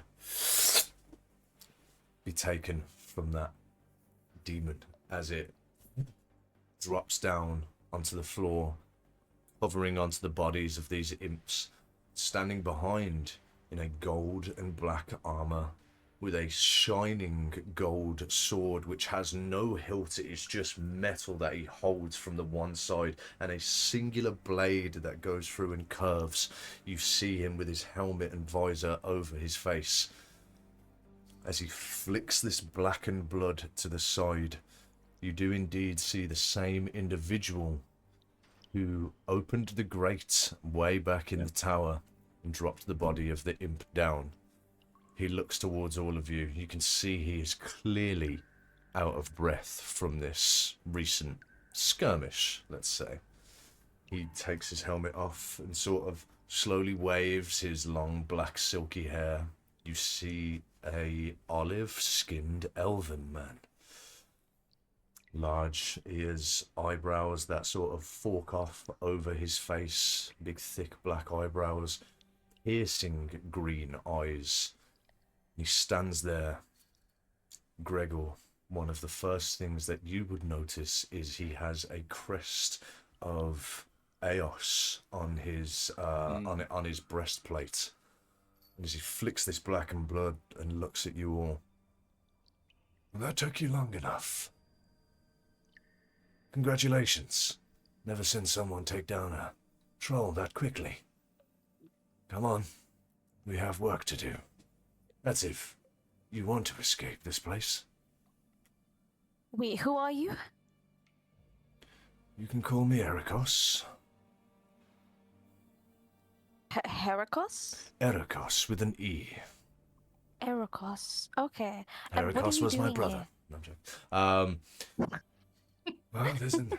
Well, what does one do within a demonic prison other than trying to get out? Same as you, I suppose. I'll walk up to Erikos, just not necessarily looking at his face, looking straight at the symbol of Eos on his chest. It matters not what your name is. This, and I tap the kind of symbol on your chest, means you are worthy of trust. How did you get in here? My own violation. I guess you could say I broke in, ironically. Looking for something? Looking for us? Looking for...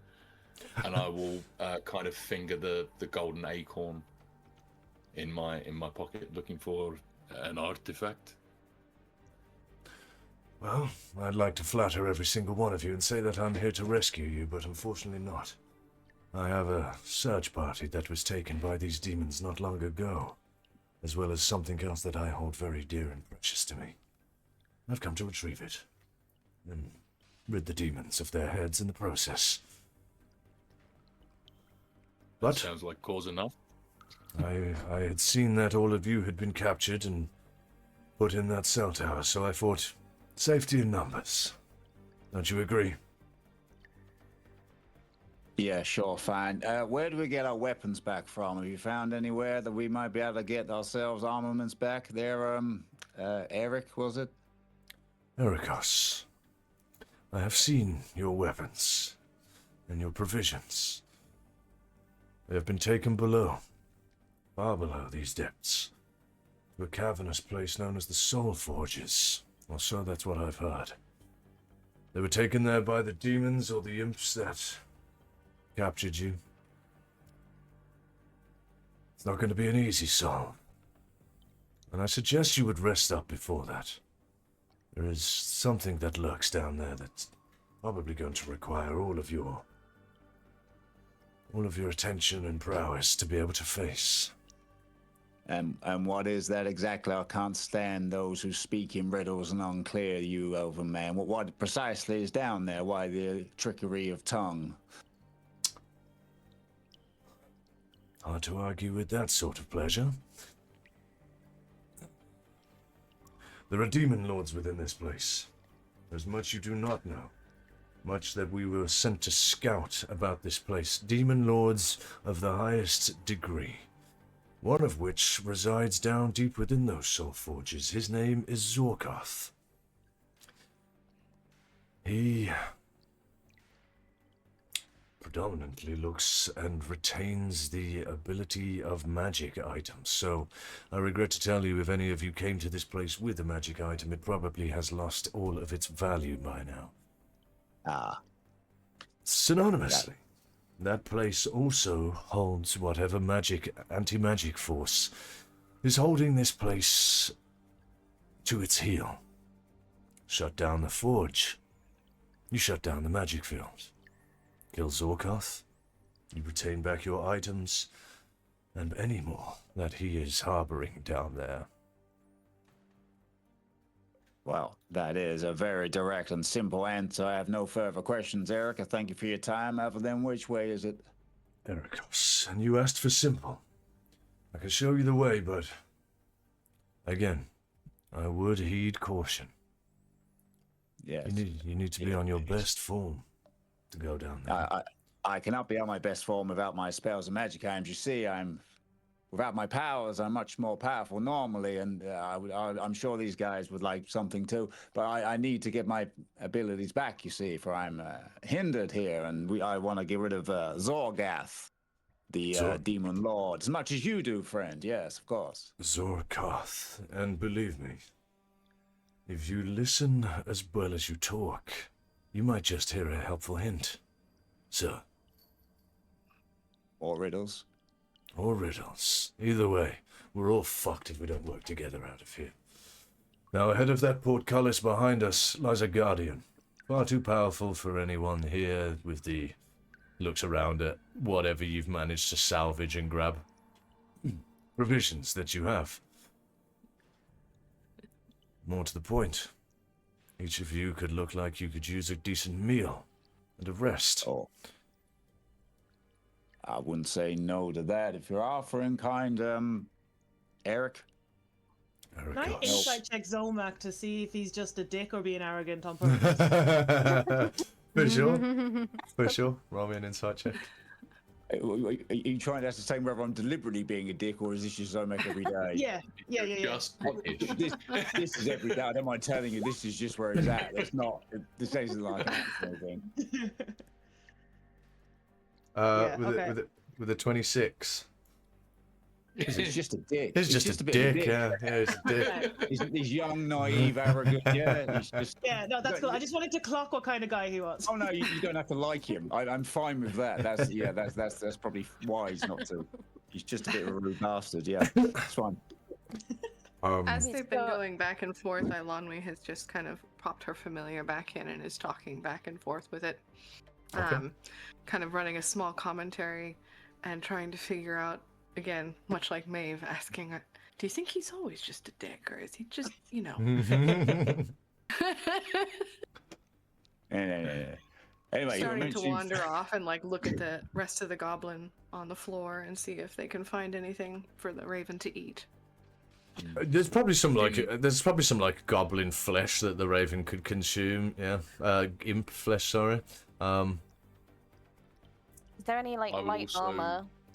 Yeah, I was going to say I'm looking for great swords, great hammers, plate armor, or anything I can cobble together to put on me. Ericos looks at you and says, "Salvage what you can. There'll be reinforcements before long. Follow me when you're ready, and I'll take you to a bit of an abandoned ward that we'd found before things went south. You will indeed be able to find yourself any sort of basic weaponry, any mail armor that you wish to have upon to armor yourselves, shields, long swords, spears, hand axes. So if you tell me what you'd like, there can be a great sword there for sure. Sick. Any kind of light armor, so like leather or Cool. Mhm. the Yeah. like. Would You could, like that too. yeah, cool. You can definitely find yourself. It looks just like completely ruined, like black hide, and there's some leather straps and stuff that you can spend some time in a short or long rest, sort of fastening and to your benefit or to your liking. Can I collect What any more about- arrows? Oh, sorry. You can pick yourself up another 10 bolts for crossbows. Nice. Good. What about plate armor? Go on. Did you say plate if armor? there's like chest pieces that I can bend into the shape of pauldrons for my shoulders. For sure. armor. Yeah. But for sure, Splint yeah. armor, you surely. can. Yeah. Yeah, And it's while we're here, yeah. sorry, is there anything I can find like drawstrings on like leather bags so I can hem Maeve's chainmail so she doesn't trip over it? For sure, yeah. So the things that you will find amongst all of the carcasses of all of these imp guards, you'll be able to spend some time in your long rest fashioning something that's, perhaps even in a place like this, at a quick glance, they might just mistake you for more just armor-clattered imps. But nonetheless, you can spend some time within when you get to this sort of safe haven to do that. Would I have been able to find a shield and a warhammer? You can indeed find a shield and a warhammer. Yeah. Yeah, in the arrogance of Zomac, he chooses not to pick up anything or anything because he believes he doesn't need it, which I know is a detriment to myself, but that is Awesome. In that case, not interesting. Yeah, doesn't need it. Doesn't think he Gregor, needs it. Gregor will find. He'll look at Zomac and kind of see that maybe the arrogance that people are kind of not turning against him, but thinking is kind of dickish, roguish behavior. Looks at him as still someone to protect and still someone that's worth saving. Looks down at the mass of impish corpses, looks at Zomac's general anatomy, and picks up like an imp helmet, like a leather helmet or something small. Walks over to Zomac and goes, "I know you do not need it, friend, but do this for me," and just kind of slides the helmet. You'll ruin my hair. All our hair's ruined. You are good with the illusions, yes? When you take it off, you can sort it out. Alanwe sends her raven over to send a nice peck into the helmet right next to his ear. Oh, still good. This didn't happen before I had the helmet. Now I do. I'm getting pecked by ravens. This could be no good to me. And You are take it back off. protected from the beak, my friend. I have done my job very well, thank you. Just testing. Just testing. If it makes you feel any better, I'll wear the thing on my head. I'll put like I'll put a hand on his shoulder, in a friendly way, and just be like, "It does, my friend. It makes me feel better. That you will feel better." Do I at least look good in it? I can try a deception check. It's really dark in here. You can say yes. I say yes, and I roll. I'll Well, dim all the 50. lights as you're doing that to make it. I'll roll a 15 in deception. Okay. So I'm going to roll insight against that. Yeah. Let's have a look. 15 the DC. Do I look fabulous? Oh, well, if you say so, friend, as a creature that has worn many armaments, I'm sure I can make anything look good. So yeah, sure, yeah, of course I look good. Good, of course I do. It's Of course a I do. great fit. You look fantastic. You hear, if you're all quite done fucking around. Oh, this guy. You well, see, Ericos, you see I him have a just go on. question for you. What do we do with all these imp buddies? Surely, if someone comes along, they'll know that we've attacked them. Do we not hide them? He attacked them, not us. They released the doesn't cave matter. troll. Don't worry, I'll come back soon and topple them over the bridge. Unless you all wish to help me now. No. Better to do it now. All right, let's do it now. You guys spend a moment throwing all these imp carcasses over the chasm. He walks to the bridge and goes, "Where's the fucking bridge? What did you do?" We broke it. Nothing. The troll You will knocked it out. see Maeve pointedly, like, not go near the edge and just stand back as far as He goes, "Well, I guess no going back." There was nothing back there anyway, just ourselves. Well, I noticed that the goblin and the dwarf didn't come with you. They're doing... No, they decided to stay and stand guard, buy us time for escape to meet you, Erica. That was their Ericos. plan. Yeah, of course. I think Well- one locked himself back in the cell, but other than that, it was fine. Well, I guess the bridge collapsing's only made them safer for now. Yeah, that was the thinking. Maybe we can come back for them at another time. Yeah, sure, yeah. Quickly now. If there is, if there is a spare moment where Ericos and Gregor can have like a quiet moment as we're walking towards. Yeah, X-Forge, I'd definitely say that he'd be leading the way, and you can sort of be arm to arm, not arm to arm, but yeah, next to him. considering he's got the sign of Eos on him, I'd say from my experience, I trust him implicitly. I will pull him to one side and pull out the golden acorn that the dwarf gave me, and just be like, the dwarf you mentioned, he gave me this. Do you recognize it? Does it mean anything to you? As he's still like walking, and in the whole time you're talking to him, he's just facing ahead. And as you pull it out, there's a slight side glance, and that'll surely come in handy. He said the same thing to me. I need more detail. Does the raven see the shiny acorn? Do me a perception check for the raven. He says, "A rare item indeed. Although, however a mountain dwarf would come to one of those is beyond me, but the fact is it's here, and it's in your hands. That will heal you. Not just you. All of you. But once only. You can crack it with your hand, or you can bite down on it. It's up to you. Rare, though, because if you plant one of those, well, you visited temples before? Temples of Eos? I have. You've been graced by an elder tree, correct? Gregor feels a shiver kind of run down his spine, and that he's holding such a holy relic within his hands. I understand. Don't drop it. And you see him take his meaty sausage fingers, just cradle it, and put it back in his pocket, and he forever holds the pocket that the acorn is in now. Not quick enough with a 10 on perception, unfortunately, for the raven. Putting it back in your pocket. As you walk, he asks you, "How long have you been here? How long were they holding you for?" I have been sleeping for most of it. I cannot lie. How long have we been here?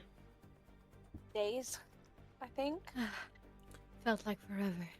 It's been a couple, and Maeve will like take out the little like notches that she has been putting down in her little thing, and she'll tell exactly how many days we've been here.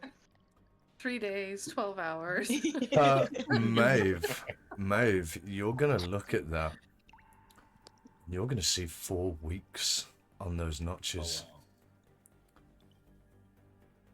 The prison does something to all of us.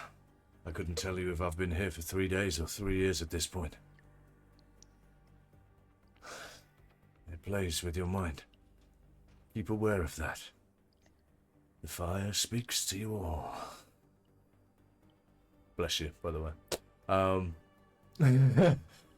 You walk for a while until you see there is a long corridor, 3 fallen pillars and a collapsed wall in front of one side of this wall. It leads further down to a split at the end. Just here. Would you mind giving me a hand with this as he reaches down and squats under one of these fallen pillars? Yes. Yeah. Gregor joins him. Pushing up this pillar, you see there is a hole in the wall where you have to crouch through and rubble all around it. And as you go through this, all leading you, Erikos standing behind, leading you through this wall, you emerge into a complete other wing of cells, like another cell block, but it has been walled off. You emerge through into a cell itself, a singular cell, which then the gate is opened and leads into a whole area. Seems the demons have forgot about this place in recent times. It's safe, provided we don't make too much noise. If you want, you can rest. There are beds. As you see, there are sort of stitched together drawer sacks that you can use as like pillows. You see there are stacks and stacks of adventuring bags and knapsacks and satchels. And you see that Erikos has been here for a while. It reeks of piss. There are crates stuck full of grain and rations that he has taken from different adventuring packs. There are spools of rope and basically everything that you would need to create your own adventuring pack to be able to move forward. Things that he has salvaged and things that he has found. In the corner, there is this drawstring, and it has the decapitated head of an imp on it, and it is a drawstring body with arms and legs fastened together by straps. And he goes, "Oh, that's Ralph. Oh, that's Ralph. Don't mind Ralph. Say hi to everyone, Ralph. These are our new friends that we have just met. Ralph, friends, Ralph." Hello, Just Ralph.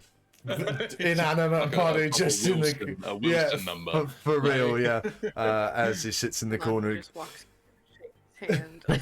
some big straw thing. Just you see, Erikos takes a seat and lights a fire with a flint and steel, and sits, and he goes, "Please, rest, eat what you want, get your fill.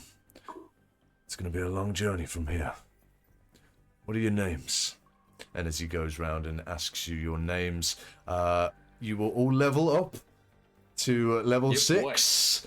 And whilst you guys are leveling up, to you guys at home, we are going to take a little short break. So join us in a short while as our adventurers continue the escape from Az'ketral prison. See you soon.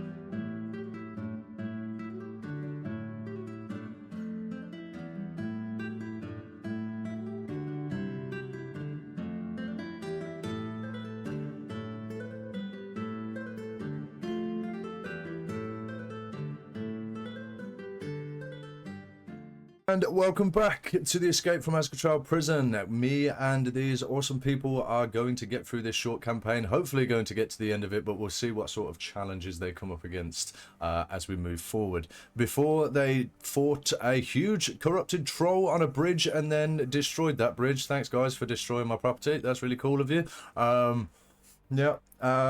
And now you have been introduced to the person who aided your escape, Erikos, this elven soldier of Eos.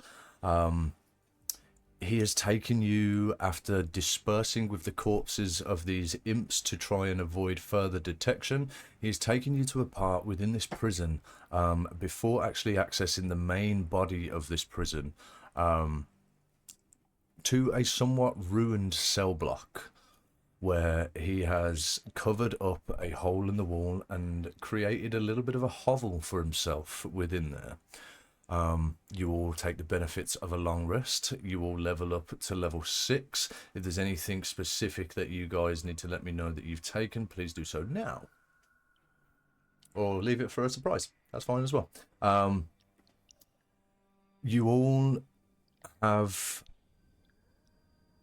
a rest which fully nurtures all of your wounds. You have time to stitch up cuts. You have time to eat and replenish.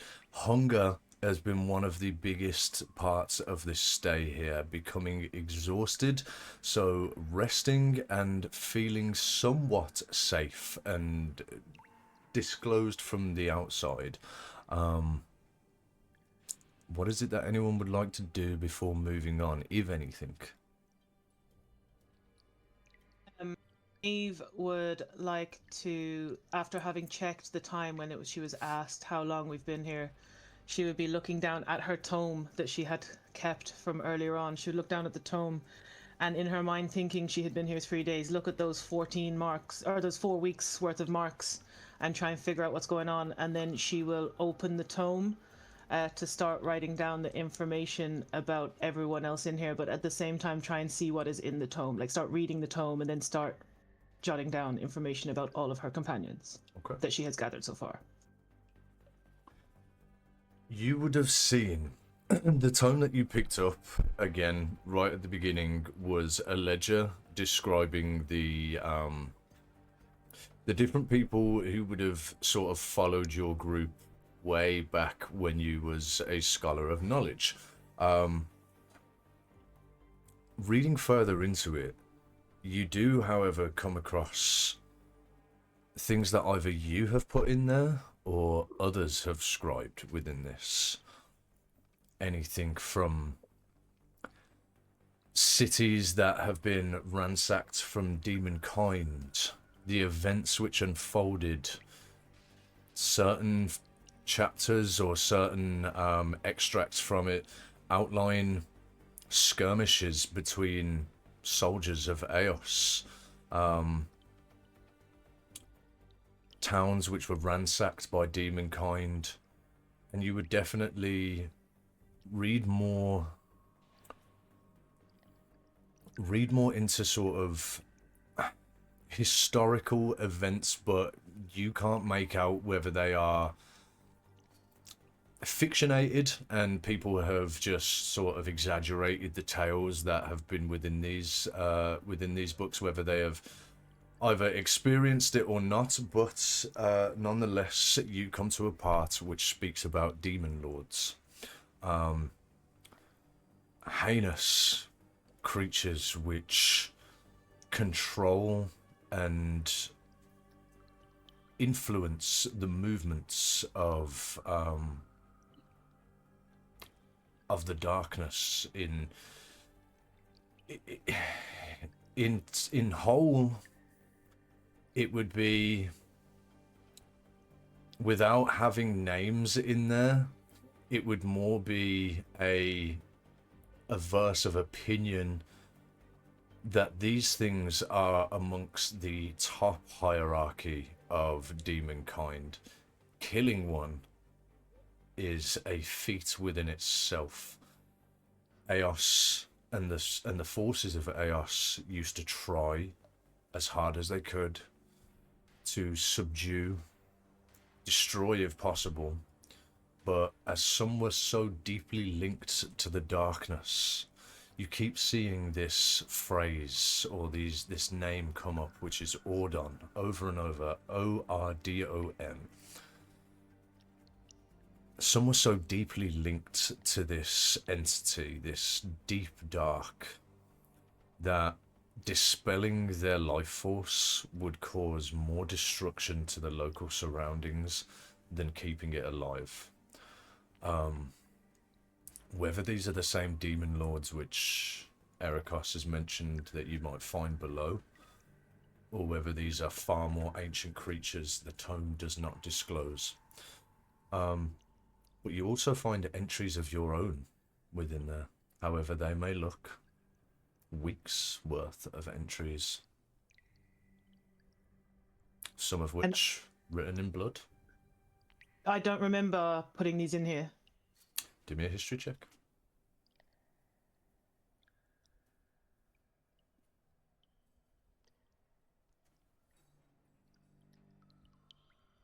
$15. Flashes of they feel like dreams. It feels like deja vu reading these same words, thinking I remember myself thinking this, but writing it, no. And is there anything in here already? As I go to jot down the information about my companions, have I already started this process? No, you haven't. Perhaps there'd be mentions to a huge orc in one of the cells and a goblin which doesn't shut up. The rest of them, there'd be mentionings of people are in these cells, but until you were let out, you hadn't met them, so you didn't know anything about them. Okay. So seeing that, Maeve, you will see her demeanor, her confusion, and trying to puzzle out what's going on, because this is the way she connects with her deity.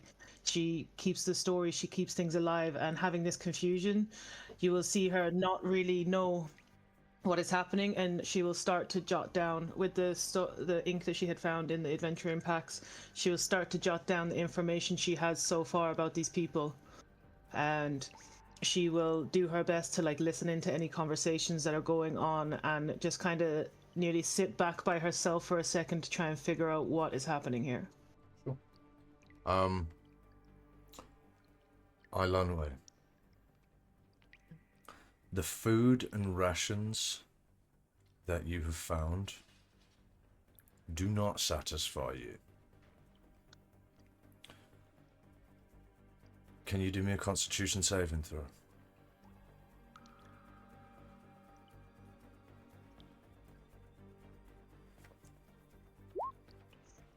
Dirty 20. Good. At the moment, you keep composure and control over some urges that you perhaps may have. Question to the party. Does anybody sleep? Yeah. Yes. I have to. But... Not in real life. Does anyone play characters sleep? Maeve would have stayed up and done a kind of a watch and then gone to sleep a little bit in. She would still have been up reading as the rest of them started to fall asleep. I probably would have stayed watch over the party. If they take off any of the armor, I would have been fixing, repairing, making sure it fits them as well as possible for the battle ahead. Hemming up Maeve's.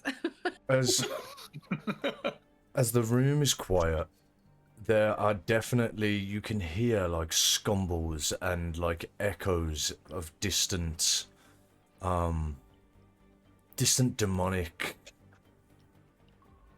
creatures, either looking for escapees or you're not sure.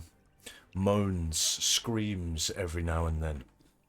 And as the others find rest, Gregor, as you sort of sit and keep watch and repair armor when it's necessary, Erikos is awake, and he sort of sits with his back against the wall and his hands over his knees. So, you're a soldier too? He goes to say yes instinctively, and catches himself. And you see Erikos sees a very clear look of disappointment flash across his face. He goes, I was, yes. Did the leg? The leg, the eye. I wasn't fit to serve Eos anymore. The will was there, but the body was not. I lost my brother to the demons. Horrible skirmish. Way outmanned.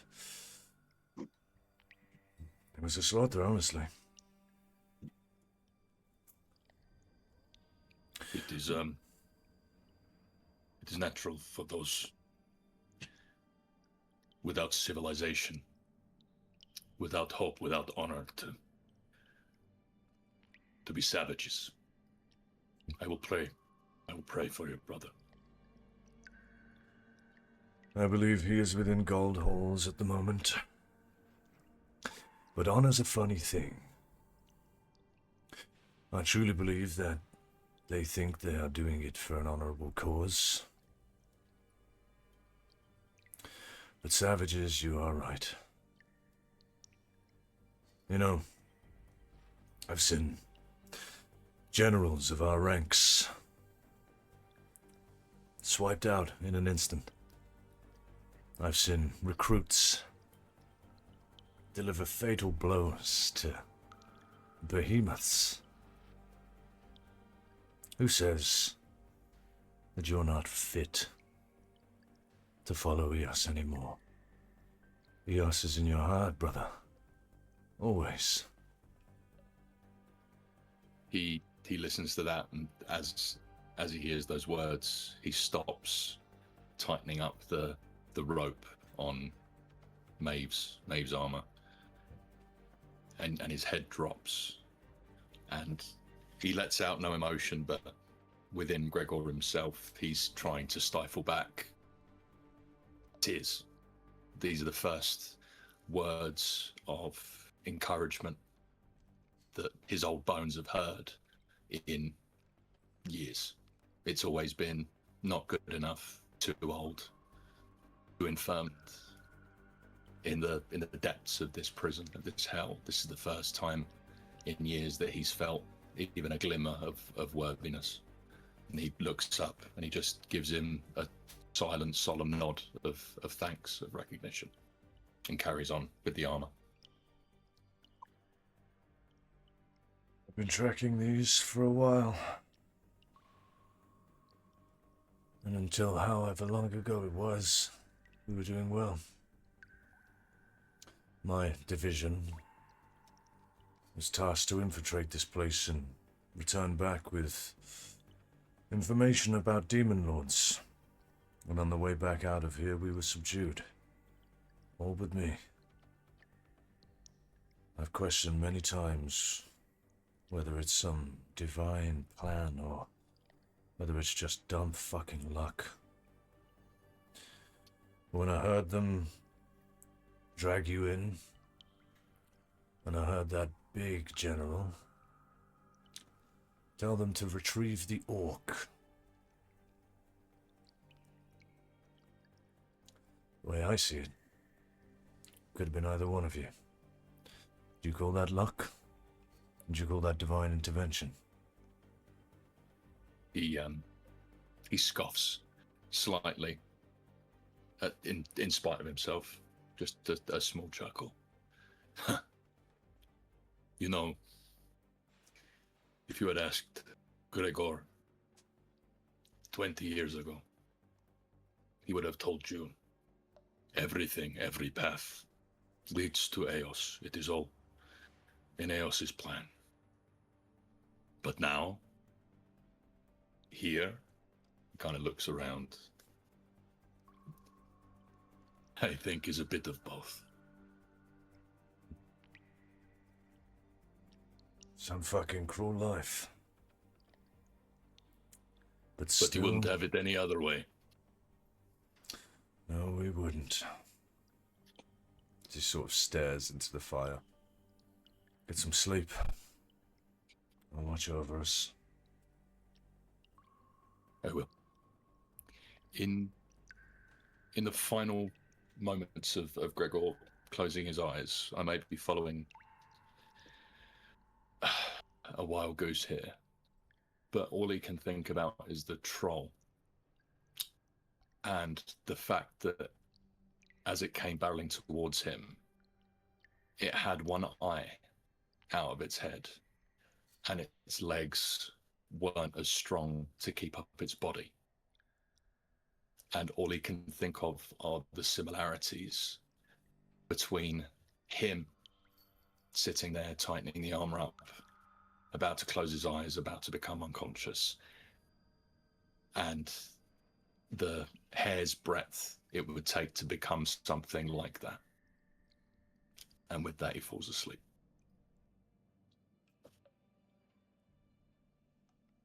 If there's a moment while everyone is asleep and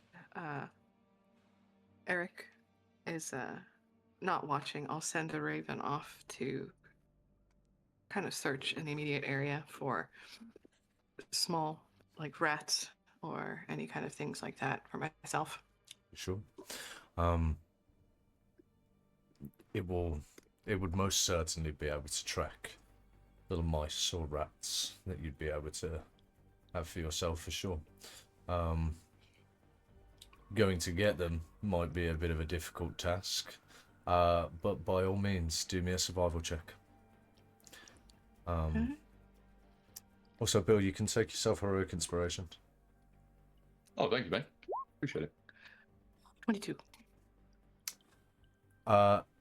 Making sure not to raise awareness of or wake others, you manage to find yourself a rather large rat. I will sneak away to a small corner where it's dark and eat my dinner. Consume this rat. As you watch her, she doesn't try to build a fire or eat the flesh. She just takes a nice deep bite into the flesh to suck the blood out of it. Cool. Any form of like hunger or exhaustion that you would have felt before this time is satisfied for the moment. Crises. Deep within slumber, you find yourself walking around this courtyard. It is bright as day. You look down, and in your hand, you hold the hand of a child. Same kid that, from all that time ago, you somehow rescued from that person.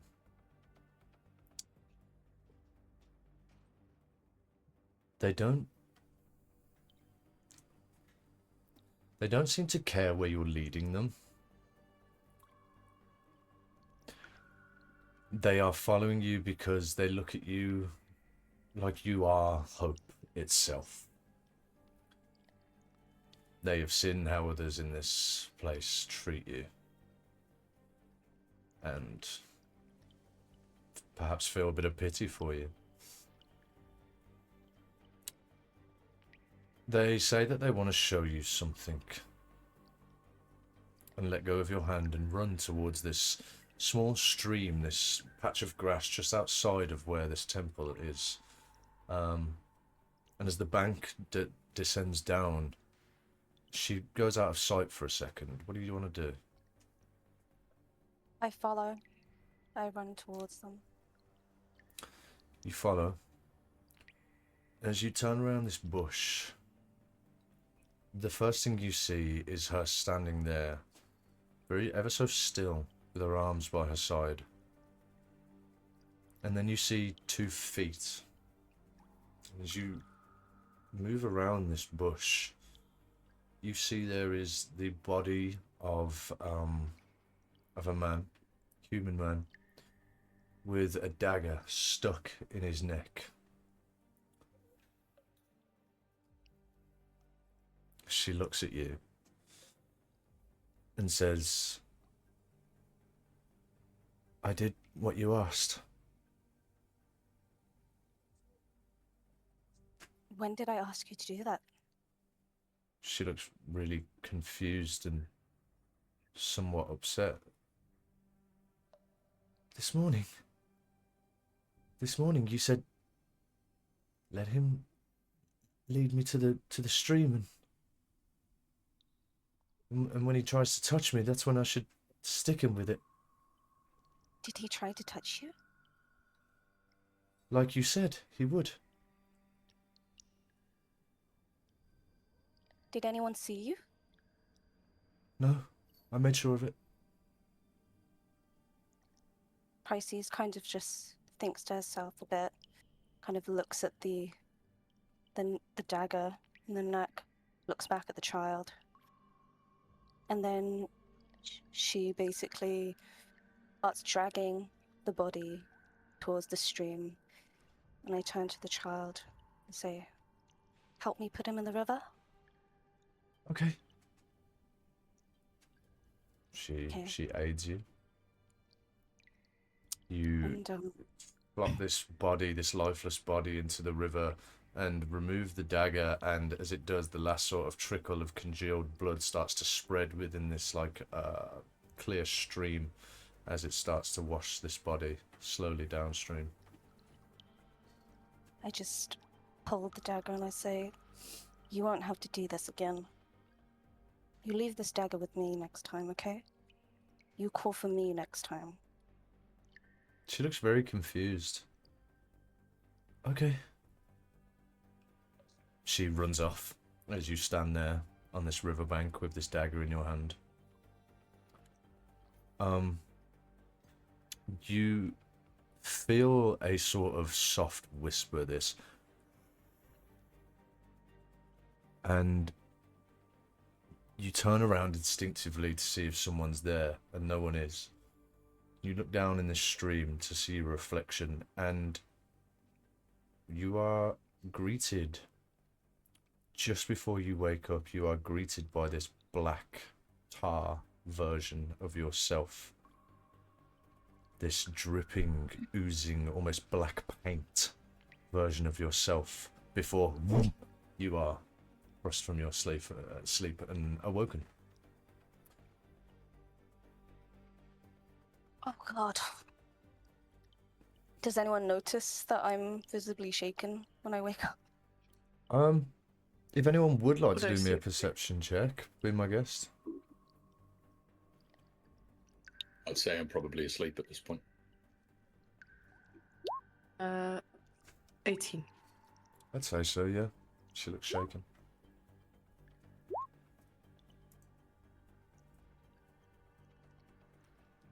Yeah, you definitely do. How would you react?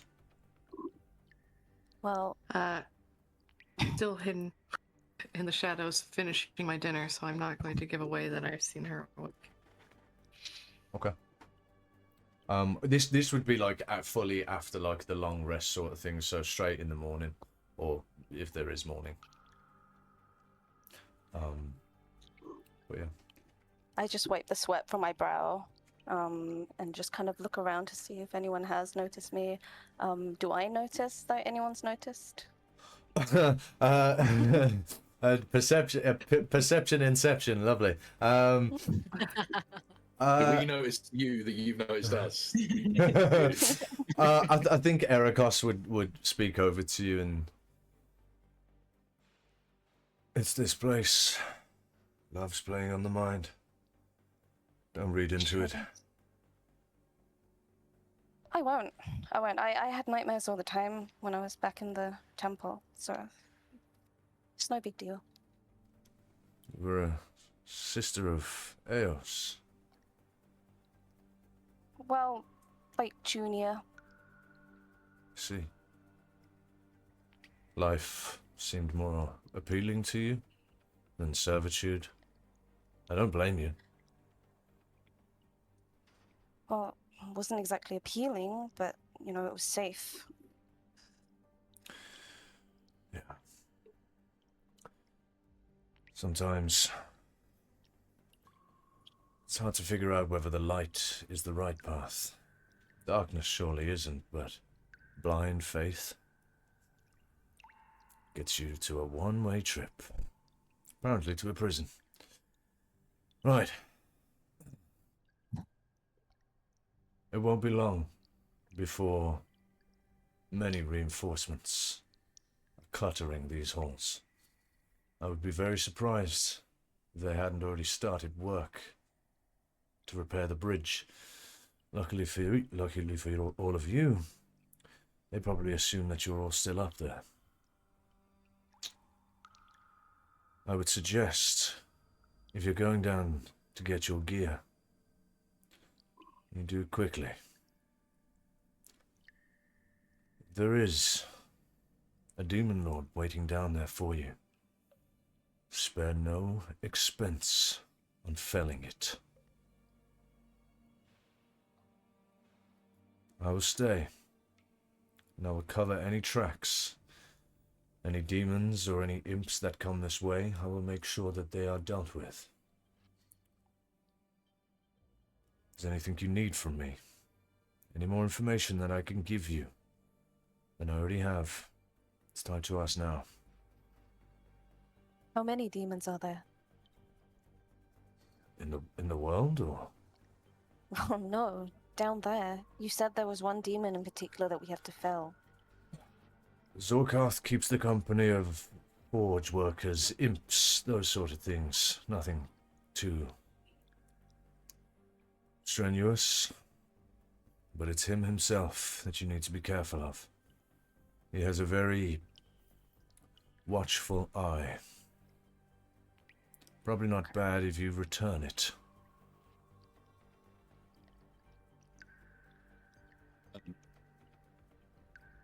I'll reach out in the same way that I shook the hand of the dwarf, kind of extend a forearm in thanks, in recognition, and I'll say, friend, you mentioned before that you were looking for something of value. Can you give us any information if we find ourselves downstairs? What is it you are looking for? Maybe we can help you. There is a more stern look. Considering that last night or in the past couple of hours you've had more of like a camaraderie talk, this is stern and cold. Okay. What I'm looking for isn't down there. Believe me. I've checked. I'll shake his hand if he gives it to me, or his forearm. I'll nod. Understood. Just step back.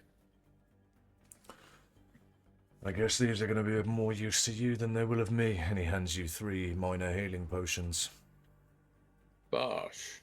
I will divvy those up to anyone who wants them. I won't take them. Okay. As we're walking out, Maeve would just go up to him. I just have one question for you. What was your brother's name? Tardan. That's a good name. And I will purposely open the book and show, like, just so he can see over my shoulder the entry, and I will write Tardan. Still here somewhere in the book. Tarthan. Earth. Okay. And I will close the book and I'll look at him and say, some stories aren't finished yet. This one hasn't been written. And I will start walking with the rest of the group. Walking from here, Erikos walks a little bit with you towards this sort of eastern corridor out of where these cell blocks are, back towards the portcullis which led further into that courtyard, which he said that there was some sort of guardian which lay there. Before you get to this, there is a long stone corridor, ancient walls of cathedral-esque stone masonry follow this corridor down. Right at the end, there is this steel, almost mine shaft, like a lift, with chains fashioned to it, and this sort of steel gate that sits over the front of it. To the left, there is a door, and you see roots all clambered around this door, covering it completely. He says, "The mine shaft works. Don't worry, they won't hear you. But once it's down,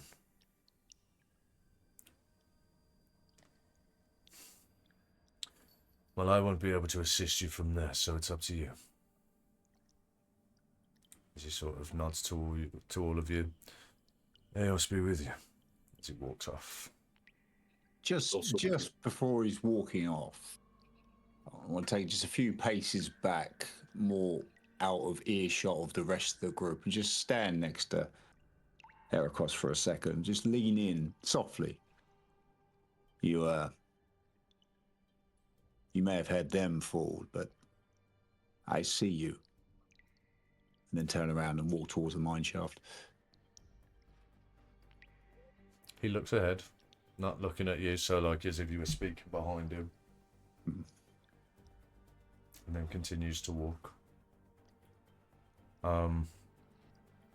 What is it you would all like to do? You to your left, you have this like ancient stone archway with a wooden door affixed into it, and all of these roots sprouting out of the walls and encasing this door. And then straight ahead of you is the mine shaft. Wow. Walk on. What way do we want to go? I'll say to the group. Well, I need my artifacts back. I'm useless like this to you all. I would insist we go straight down, but if you want to try and tangle with that door of root and rot, then feel free.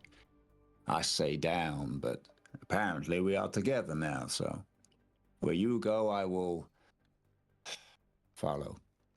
I'm with glasses, man. I'm also with glasses, man. Who wants the minor healer potions, by the way? I've got 3 of them. I'll take one. Take one, Okay, cool. 2. I can Cool, run that's fast 2. and give it to you. Who wants a 3rd? Because I've got lay on hands, so I don't need the...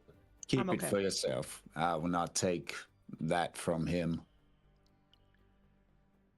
Okay, I'll take the second one. Cool, sweet. The door that's covered in roots, that's set back away from the mine shaft, or is it kind of like right next to it? It's set back around like 10 feet or so. Okay. As we head towards the mine shaft, I just want to have a look at that door to see if there's any way we can open it.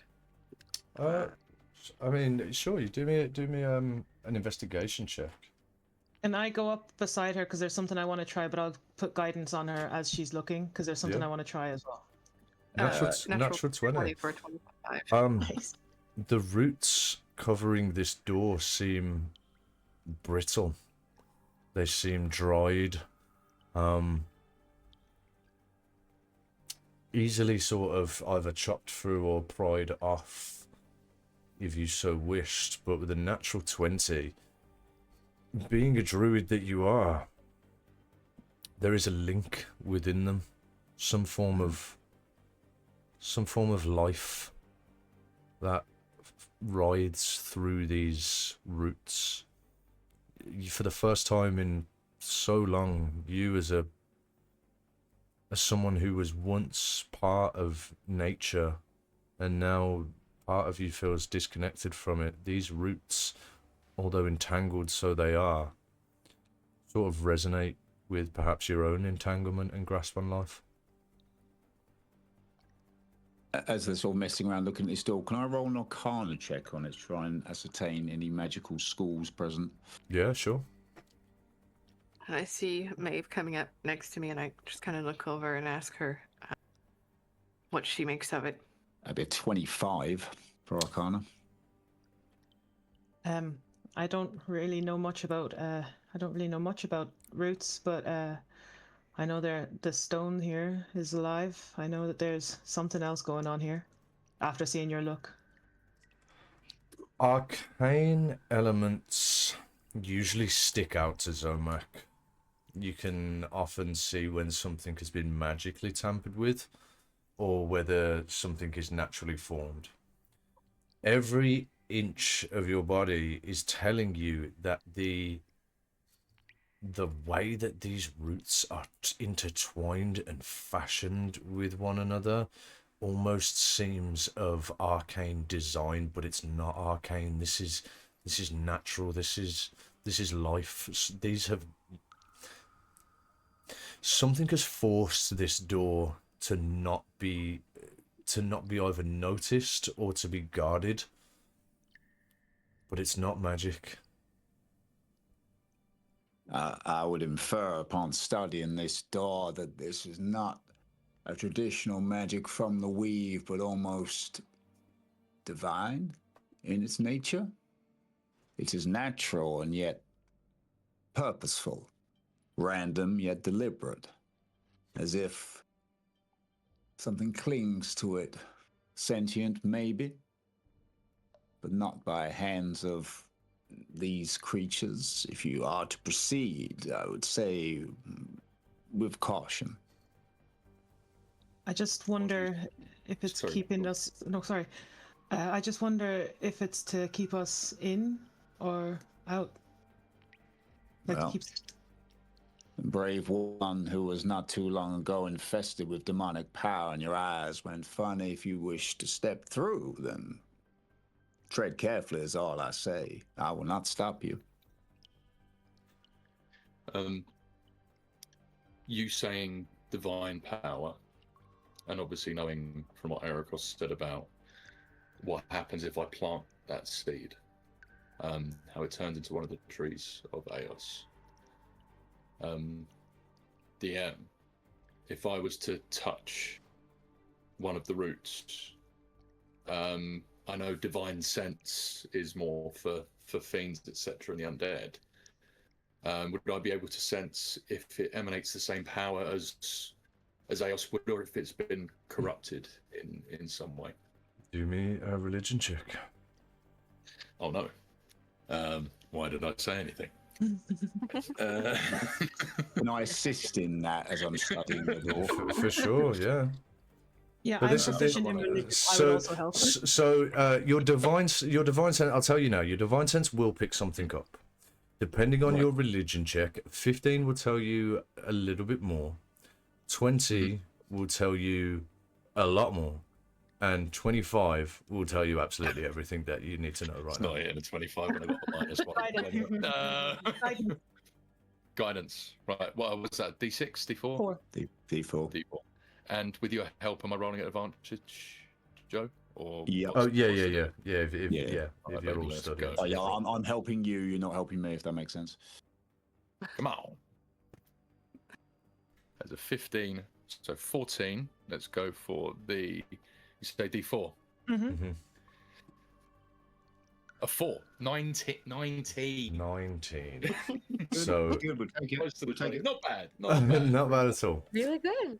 That was really good. One off getting a lot more. Decent. Feeling these roots. Before your hand even touches them, there is a link, a yearn, a almost a warmth from them. It is a feeling of nostalgia and pride, as the one thing which comes back to the forefront of your head is is that moment where you were given authority as a soldier of Eos. That moment where you almost became a defender of Eos, defender of the light, defender of the people.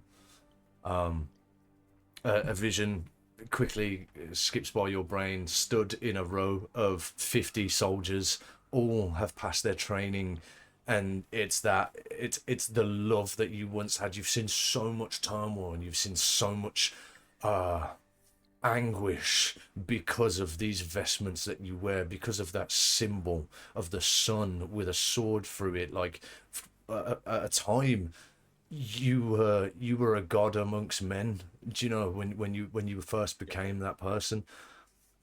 It's that feeling as soon as you touch it. It's that, you can't describe it. It's shivers up your arm. It's light. It is radiance. Sense of belonging coming through the roots.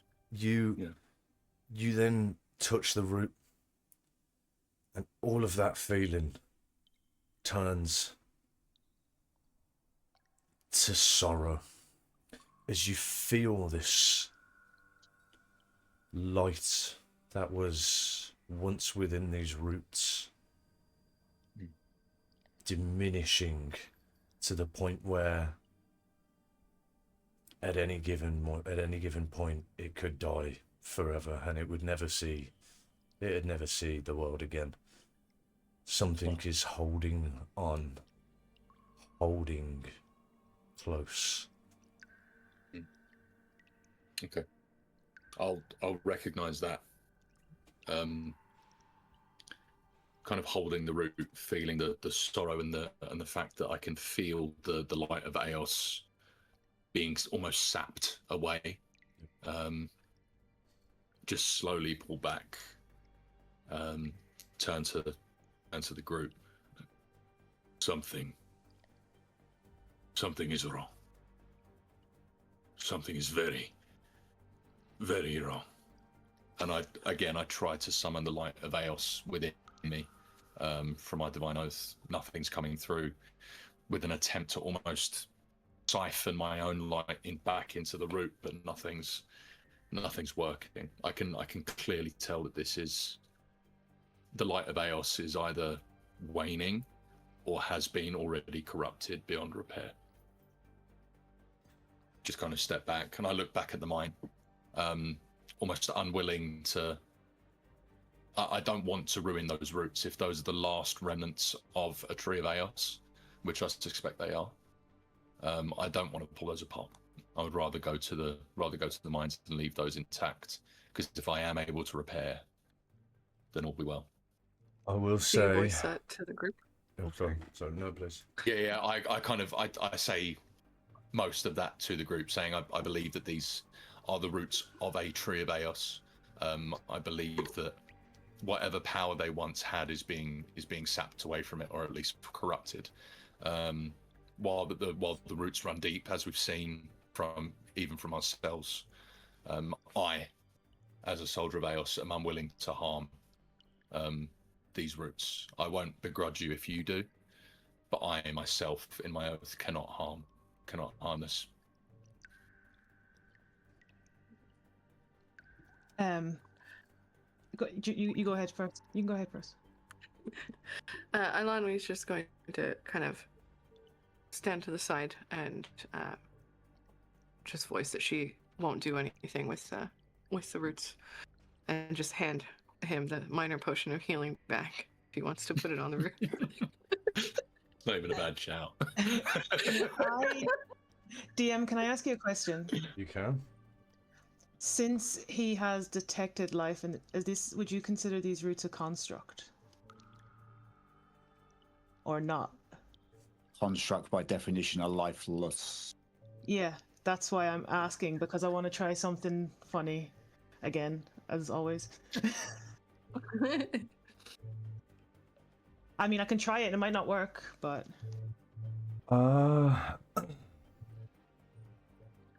yeah. And this is going back to a check that I made in the last session, because I have it written down here. I made a history check on it being a temple, and I know that there was an elder tree at the center of all the temples, and they amplified radiant power.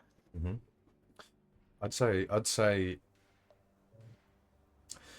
The yeah, I would definitely say yes, based on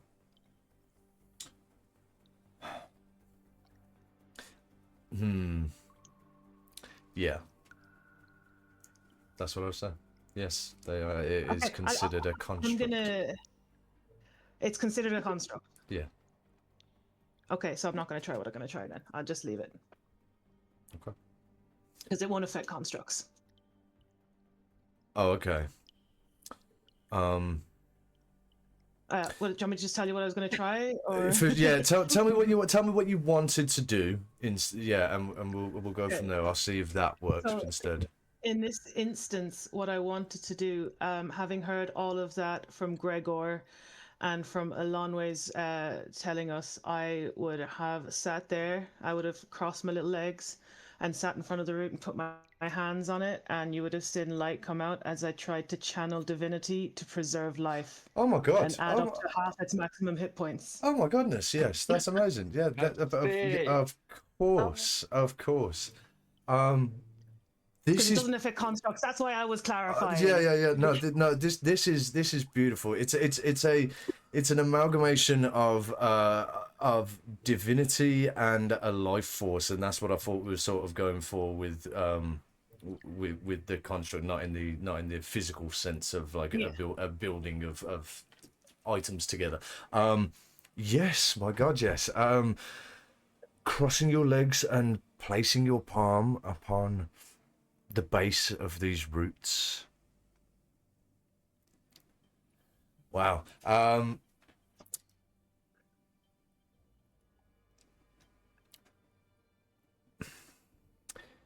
A void sits as you connect with whatever this is.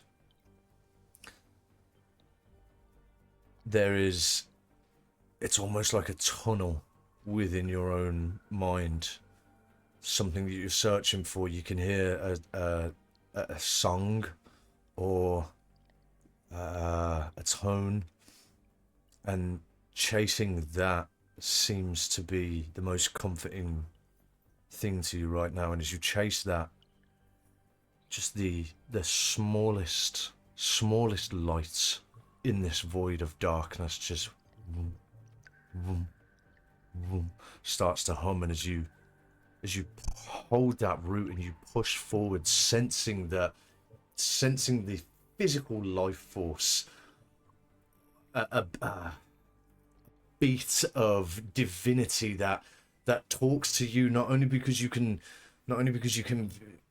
see and feel this being, but because you are this being. You are part of this light. This light lives not only within you, but within everything that Gregor stands to defend, everything that this place is opposed to, the raw balance and difference between darkness and light, between life and death, that exists right now in this tangible string that you hold on to. As you pull yourself towards this womb, before you even know it, you can just hear like shuffling around you as your friends move back, as you hold on to this root, and this one that you're holding on to stays put, but all these other ones start retracting into this wall and start opening up. And as they do, the moss on them starts to grow greener. You guys see a fantastical display of divine light just shining through these roots like veins, like the veins of like a nervous system when life is scanned in a human, they just start to retract. And by the time you open your eyes, you already know, because you've allowed this to happen subconsciously and consciously.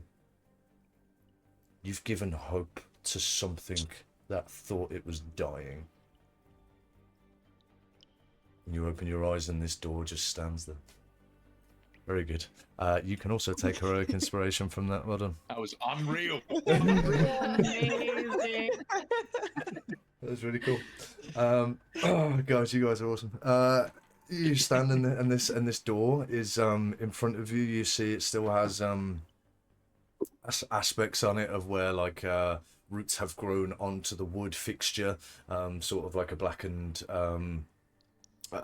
remnant of where those like roots were hugged over it for such a long time, as they almost like burrowed into the wood itself. And it stands there in front of you all, this stone archway overhead. There is a brass door knob on it, and you see the engravings within the wood of a sun just over the top of the door. Do you dare turn Mummy the just handle? looks over at Maeve and says, "That was much better than a potion. Good idea." Maeve will stand up and kind of look around and see that everyone else has stood back and kind of be a bit shocked that she's the one standing here in front. And she'll go up to the door and like put her hand up to the knocker and look back to everyone else, and she would say, mine shafts, or do we try? And just like very like unsure of herself in this moment, ask the group, do I go in? Basically. Oh, and you unlocked it. Open it. You see Gregor kind of, obviously initially he was looking towards the mines with Zomac, noticing that you've kind of been in tune with what he feels is Eos. He's completely speechless. He looks at you in awe. The fact that you've been able to commune with his deity ultimately, like he's completely speechless. Whatever you're doing now, he's just following you with his eyes, jaw agape, like he can't believe what he's just seen. He's like, "Yep, go for it." I will open the door. a stiffness to the knob itself as it turns and turns and clicks, and you really have to give this door like a push. This thing has been, has been protected for hundreds of years.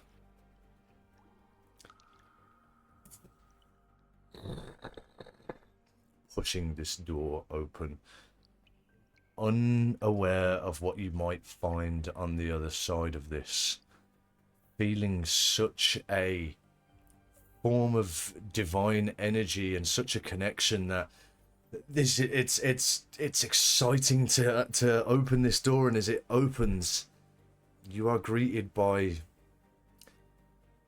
a small chamber, one window that's almost just like a slither. There is a desk in here, a chair next to this rather large ornate wooden desk covered in cobwebs. Dust particles fill this room.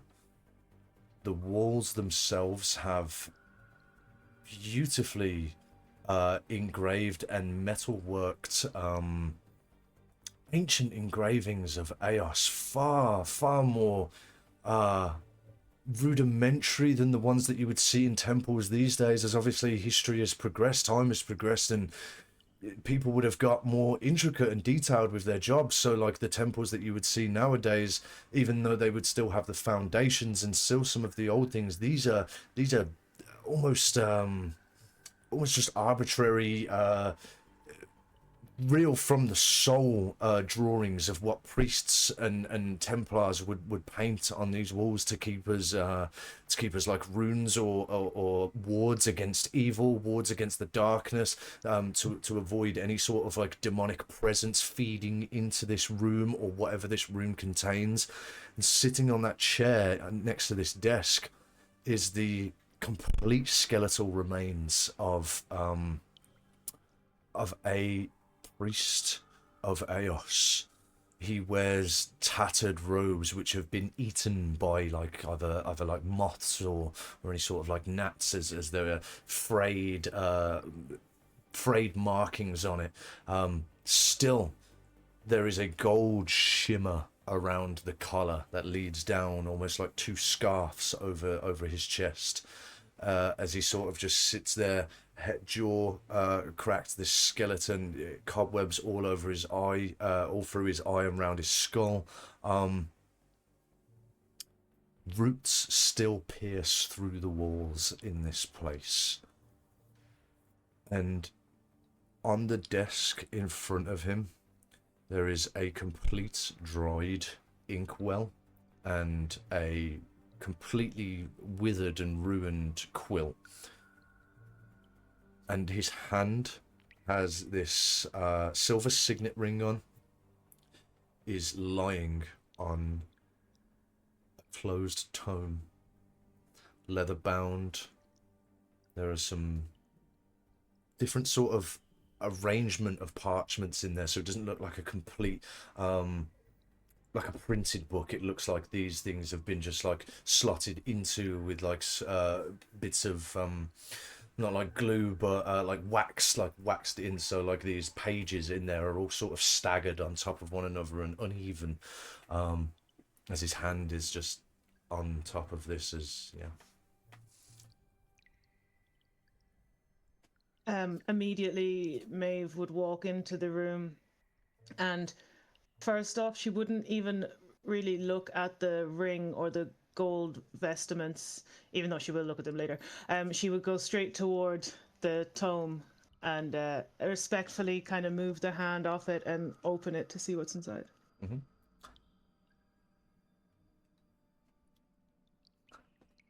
As she moves the hand, the raven can catch sight of the ring and start going over to investigate.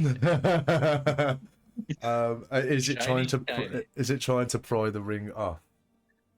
No, just kind of peck at it, investigate like a like a bird would. Okay. The raven starts to peck at this ring, landing perched on the skeleton's arm. Maeve, you open this book to see beautifully written. The time and effort that this scholar would have put into this is inconceivable. Was it be his life's work? You're not too sure, but you read a guided one. The Tales of Eos. And as you read those first words of this book, you would hear, "It's quite all right. You can take the ring. I have no need for it anymore." As you turn around and you see the spiritual apparition of this individual, a human man whose skin is sunk into his face, very gaunt. He is missing both eyes. He holds in his hand a lantern which shines a bluish light. He has the same vestments on, and around his neck and also on the skeleton you see this you see a golden necklace with an amulet of the symbol of Eos on. The only difference is there is a book where the sword would usually be round this sun. He says, "It's quite all right. If your friend would like the ring, I have no further use of it." Thank you. Who are you? Like, what happened here? And Maeve was just like completely shocked and just stands there holding the book, kind of frozen in awe of this image in front of her. Now, that is a question. What happened to this temple indeed? 1,000 years has it been since the demons made their first mark upon the light. Tried, so we did, to become its bastion and restore. But some darkness is too dim for even the brightest light. My name is Margith. You may call me the Guided, if it so please. The guided one. How can we help restore the light? We don't know how to get out of here. We don't know what's going on. We just want to restore the light. We want to tell the story of this place. We want this place to continue, but in the light. The light within you. He disappears and then appears at the back of his room next to a root, facing away from you all. Or the light within all, as he holds his hand on the root.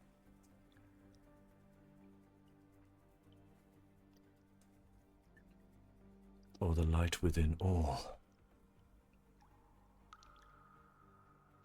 The light within all, not just within us. It seems, perhaps finally, we have found a way to absolution. Are you all here against your will? Or are you working for those which feed off the light? I can only speak of these people from what I have learned. So far, their stories are good. We have all been fighting against the corruption. And I will look around and try and get nods of agreement off everyone. I will point out I never entered the room. Okay, So it's just for Carrie. cool. I certainly don't want to be here. But here you are. Do you think these are mere accidents? Or is fate something which guides us all? I don't believe in fate. I just need to get out of here. Well, wouldn't that be just the most glorious thing? For I did not think my fate would be to be a blind watcher of empty halls. And yet, here I am, and now, awoken. You see, my spirit is bound here by more than just mere magic. I was sworn under the light to keep a watchful eye over the tombs of the old demons, as were my brothers.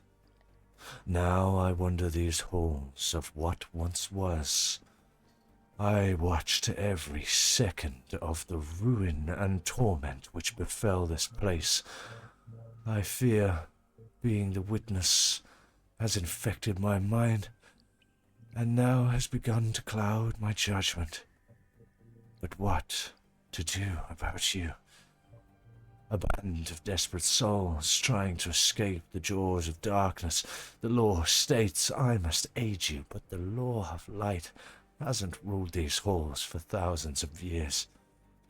I could help you. A way through the prison just as easily as I could make those aware of your presence. So, quiet ones. This is Margith's bargain. In my life, in my mortal coil, I was a scholar for this tomb, a graced one. I wrote the histories of this place and this world. They are lying there within that tome you hold. Or so they were. But once the light fell from this place, the writings have since disappeared. Take my book. Find for me the lost pages. I wish to read the words of retribution once more, and then, and only then, perhaps I shall tell you what I know of this place, or what it has become, and aid you to leave. Consider these next words a welcoming gift. 4 scepters were given to the demon lords of this prison. 4 by the wardeness Heska herself. Nimara, the Mant, the Skinned One, the Soul Forger, and Nikos. She entrusted these scepters to them with the bargain that they must use these relics of darkness to harvest as many souls as they can. If you now wish to face the Forge Master, beware of his gaze, for he has an eye for magic. just disappears into the stone of this place. As he disappears again, the crow starts freaking out, or the raven starts freaking out from the sun popping in and popping out. As you all sort of stand there in silence, the raven sort of, as this ring just drops off the finger, as the finger bone moves itself and the ring falls onto the floor. I'll go ahead and pick it up, but I'll ask Gregor if it's typical for priests to wear this ring as a mark of Eos. That's a good question. Would I Do me a history check. would I remember? Yeah. Oh no. I'm good with the fighting, not with the remembering. Let's go. I'm guessing it's a -1. Hold on. Is Bill frozen for anyone else? Am I frozen? Yeah. He's not for me. Okay. It's all good. All It's right. rested. It is a 15 with a -1. Inspecting the ring, do you give it him? Yeah, he can look at it. Yeah. Sure. Inspecting the ring and turning it around, there is very old it's tattered. It's so what would be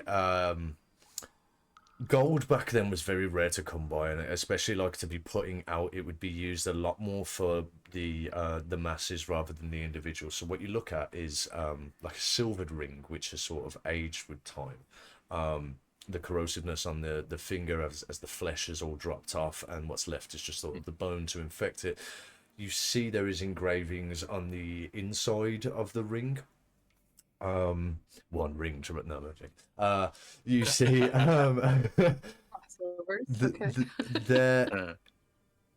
there are words there that you have not read nor heard in a very long time. There were parts of your training which required you to sit in an abbey for months and listen to the most boring ramblings of old priests going on about how avatars of Eos used to live within people and would make settlements and towns, and they would act as almost like gods over these people. It wasn't until much further on in history that these rings, or especially the wordings with them, would pertain to very, very high, almost bishops within the forces of Eos. Yep. People who would not only stand and give sermons to the masses, but also have a direct say in where forces of the light or efforts of people who harness the light should be given to. These rings specifically were given to an order of priests which had forsaken the rest of their life, their livelihood, their family, their ideas of having family in order to contain demons. They were chosen very, very early on to be bastions of light and forfeit life in the process. And would it be offensive if I wore that? I will kind of relay all that to you, and go, it would be less offensive for you to wear it than for me. I did not give my life to Eos in a way that this man did. So, if it gets put to use for containing the demon threat, then wear it as you please. Okay. As long as it doesn't blow our hand off. Right. Well, it hasn't done anything to the bird, so I feel like I'm mildly safe. Would I be able to also see if there's any anything about the necklace? About the I would have gone up while you guys were talking about that. I would have gone up and looked at the necklace. Fair enough. Yeah, cool. For sure. I mean, both of you can stand and see. Fastened over his rib cage and over his torso, is this cobweb covered golden. We've lost Bill. Don't know why. He's gone off my thing completely. Bill, do you want to reset your camera just because it's gone off the stream? You would see a golden rope with a amulet on the bottom, circle amulet, a circle gold, almost like a really large golden coin with exactly the same like sun as is on or was on your armor and is on Ericos's armor, but in the center where there is usually a hand holding a sword, there is a tome, an open book. Again, you've never, Gregor, to you, this is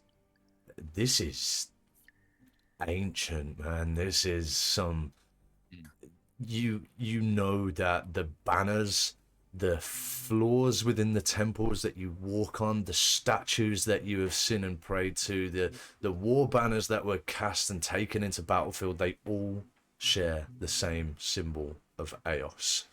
Whether this predates that sort of change in military status, that's your best guess. Maybe these were given out for different sections of the followers. It's clearly like an ancient. Obviously, the Order of Eos has been going on for what was it, like that 1,000 years since the demons came in. I've only been around for 65, so I've not seen something of this eminence before. I'll relay that to yourself, mate. I'll just say it's a above table. It's like the Purple Heart or the Victoria Cross of Eos worship. Fantastic. I will look at it and I'll take it off the skeleton and I'll ask you, I'll be like, is this a symbol you want to carry? Or is it something that can be shared? I kind of take a step back. Again, not necessarily feeling worthy to wear it in the same way with Elome's ring. Also, I am happy to bear it for the party, and maybe at some point make myself worthy of wearing it with your help. And kind of looking around at everyone, even at Zomac, who's standing outside the. Sort of imagine Zomac just standing, the arms folded at the back of the door, just really not wanting to like. Yeah, if you're happy for me to do so, I can put it on. I just above table question, or maybe I need to. Would this act more like a holy focus because I didn't find mine, or would this just be like a? That's a fair point. If it is, you take it. Yeah. This would indeed act as a holy focus. Take that shit off. I yeet it. Nice. For some reason, it just doesn't feel right around my neck. I think there are warriors of the light, people who give arm and eye, leg and eye in your case, to defend the free people of this world against the scourge of demonkind. And there are some within this world who the light entrusts the story to continue to. And I think there could be no one more worthy nor fitting within this party than Maeve. 100%. I can barely read anyway, so you're all good. Maeve will first of all try to put the necklace on and then realize that it's for a human-sized person. That's it, yeah. Take the necklace back off and then tie it around her waist and have it as like a cinching vest, like to her vestment, so that she can always place her hand upon it. Nice. As she's Love that. gone around. Yeah. Really cool. With literally Eos by your side and a old forgotten tome within your hand, you leave this room, unless there's anything anyone else would like to do, and head to the lift. Can I do one more thing? Of course you can, yeah. What do you want? What do you want to do? Can I just look out the window? Yeah. Because we haven't seen any windows yet. Looking out She this and I are on window. the same page. I was gonna say, wait, Looking out this window, it is vast, jagged, mountainous wastelands of black clouds with sparking blue lightning overhead. That is it. A thickened black smog sits over these jagged mountain passes around you.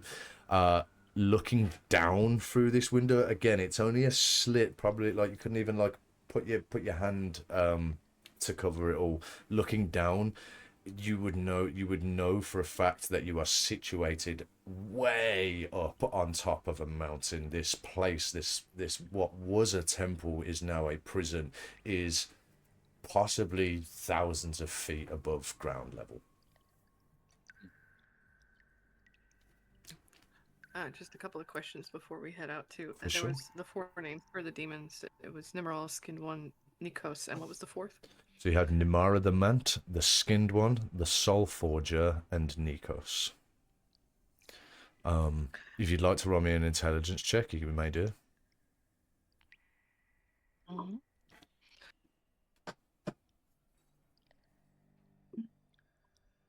Guidance. I probably will need it. Yeah, I'm gonna need it.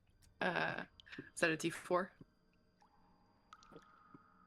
Yes, sorry, yes, for guidance, yes, D4.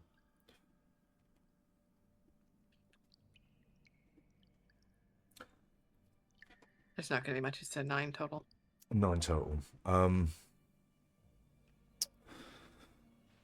Why's my brain just skipped out? What was your question? I'm so sorry. It wasn't a direct question. It was just a confirmation of the 4 names. For Oh the yeah, demons. yeah. So even with that, you could probably put together the Soul Forger is probably the demon lord that you're about to go down in this in the forge below. The Forge Master Zarkov Soul Forger, you quite easily put those two together. Okay. And I'm just gonna kind of relay that to the rest of the party. Cool. When she says that, I'm wondering if I would have read any of these names throughout my research and my years studying the infernal language and the runes and... You may do me a history check for sure. Ooh. Oh. Not quite sure I'm good at that, but I'm definitely gonna try. Somebody else give her guidance. +0, it could have been -1. It's a... Oh, wait, hold on. Do I have... I don't have proficiency, and it's a beautiful name. No, the only name that rings a bell out of those is Nimara the Mant. You would have heard a story, whether Nimara is just a name that is commonly used or not. You would have heard a story, and there's a part of you which thinks, no, it couldn't be. Like understanding the readings of your past, there was a very beautiful woman who succumbed to demon kind by seducing a demon, a very, very dark old lord, by seducing them. The recompense for the betrayal of light and life was that she was never to be able to die, but she could never take another breath as well. You know a Namara as almost a sorceress of the damned, but whether this person or this entity would be here in all places, that seems a bit far-fetched, as these are old stories, these are tales, these are things that, you know, people might have like told their younger brother or sister to scare them, or but there is truth behind every legend, there is truth behind every tale.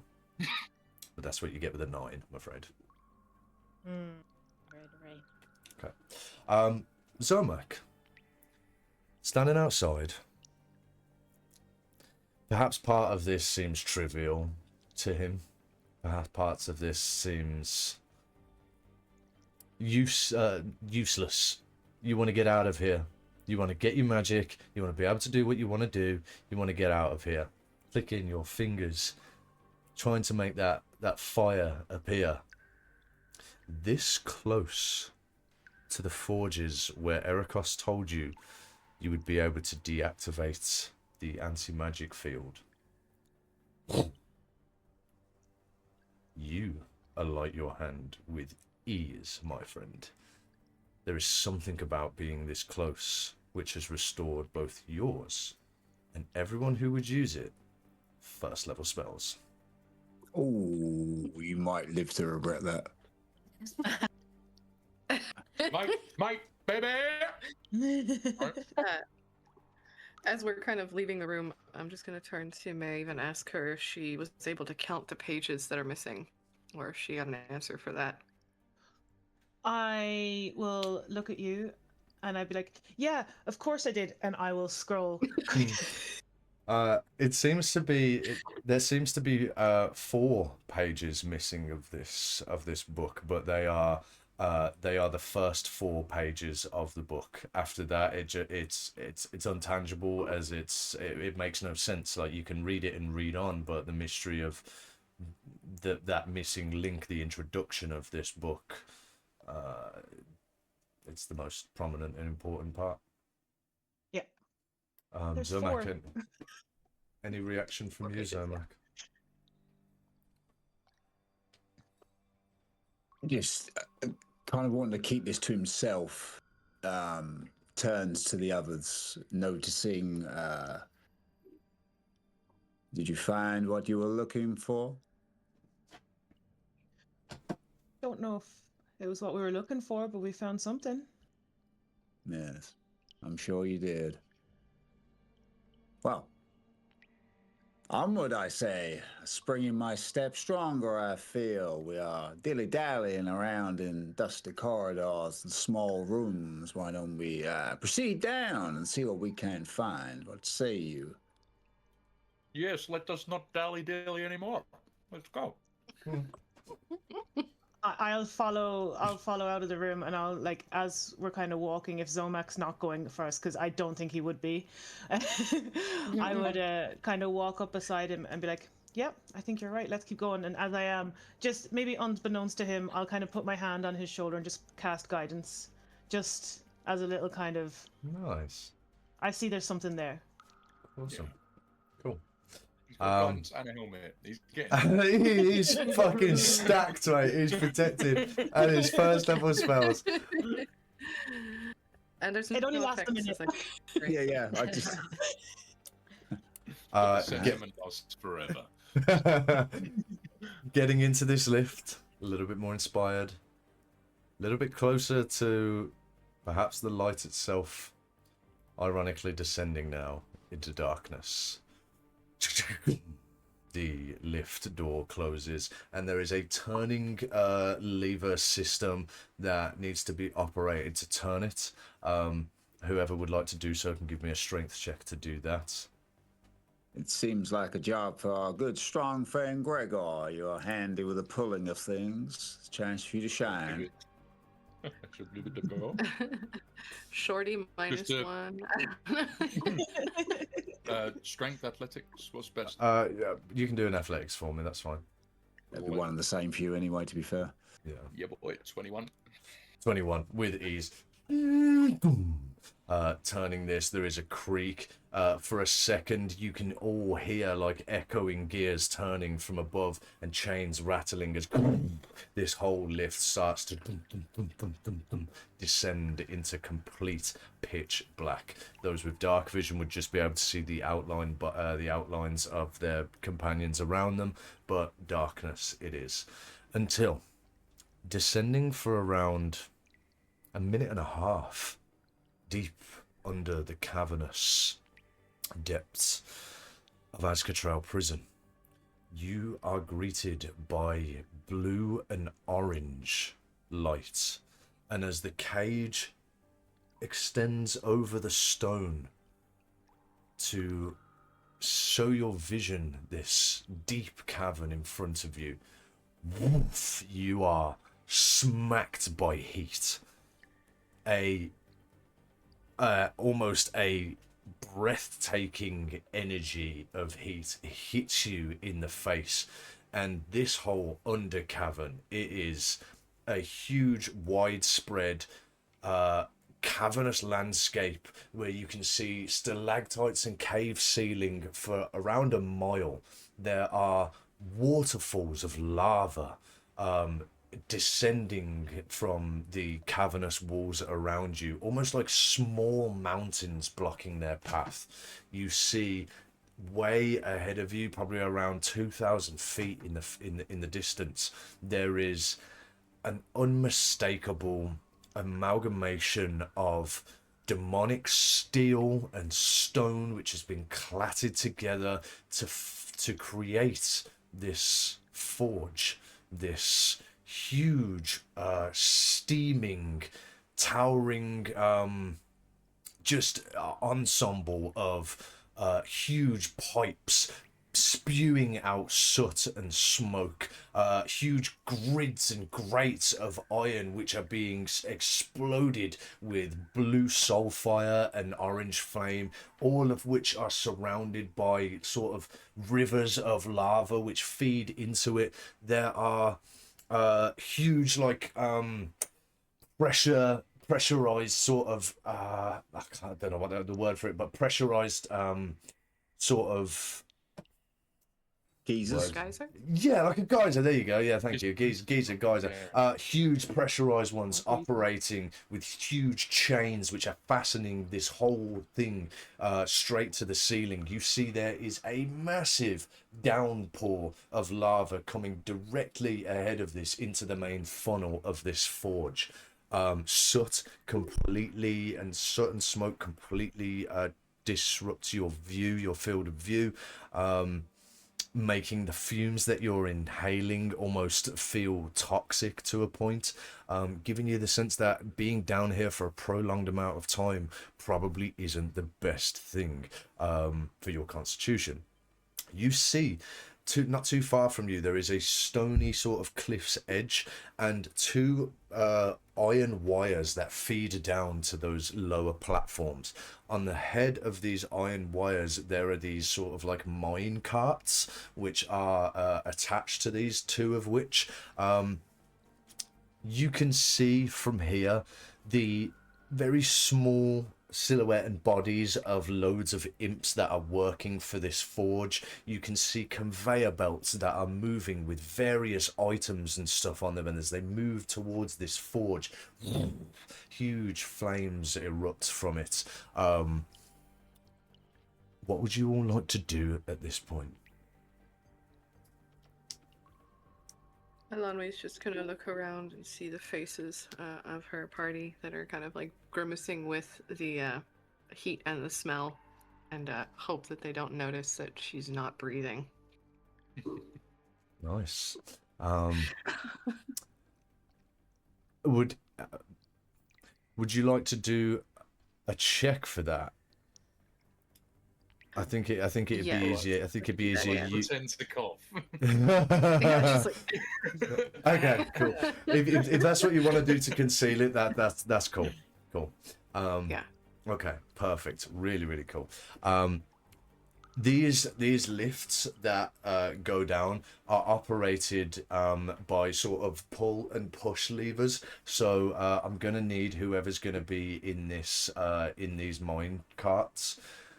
It's your choice whether you want to take both of them and split the party or all huddle in the one. Remember, this place is old, so it is up to you. Can I do an investigation check to see if either of the mine carts seems more stable or better built than another one, or not? For sure, do an investigation check.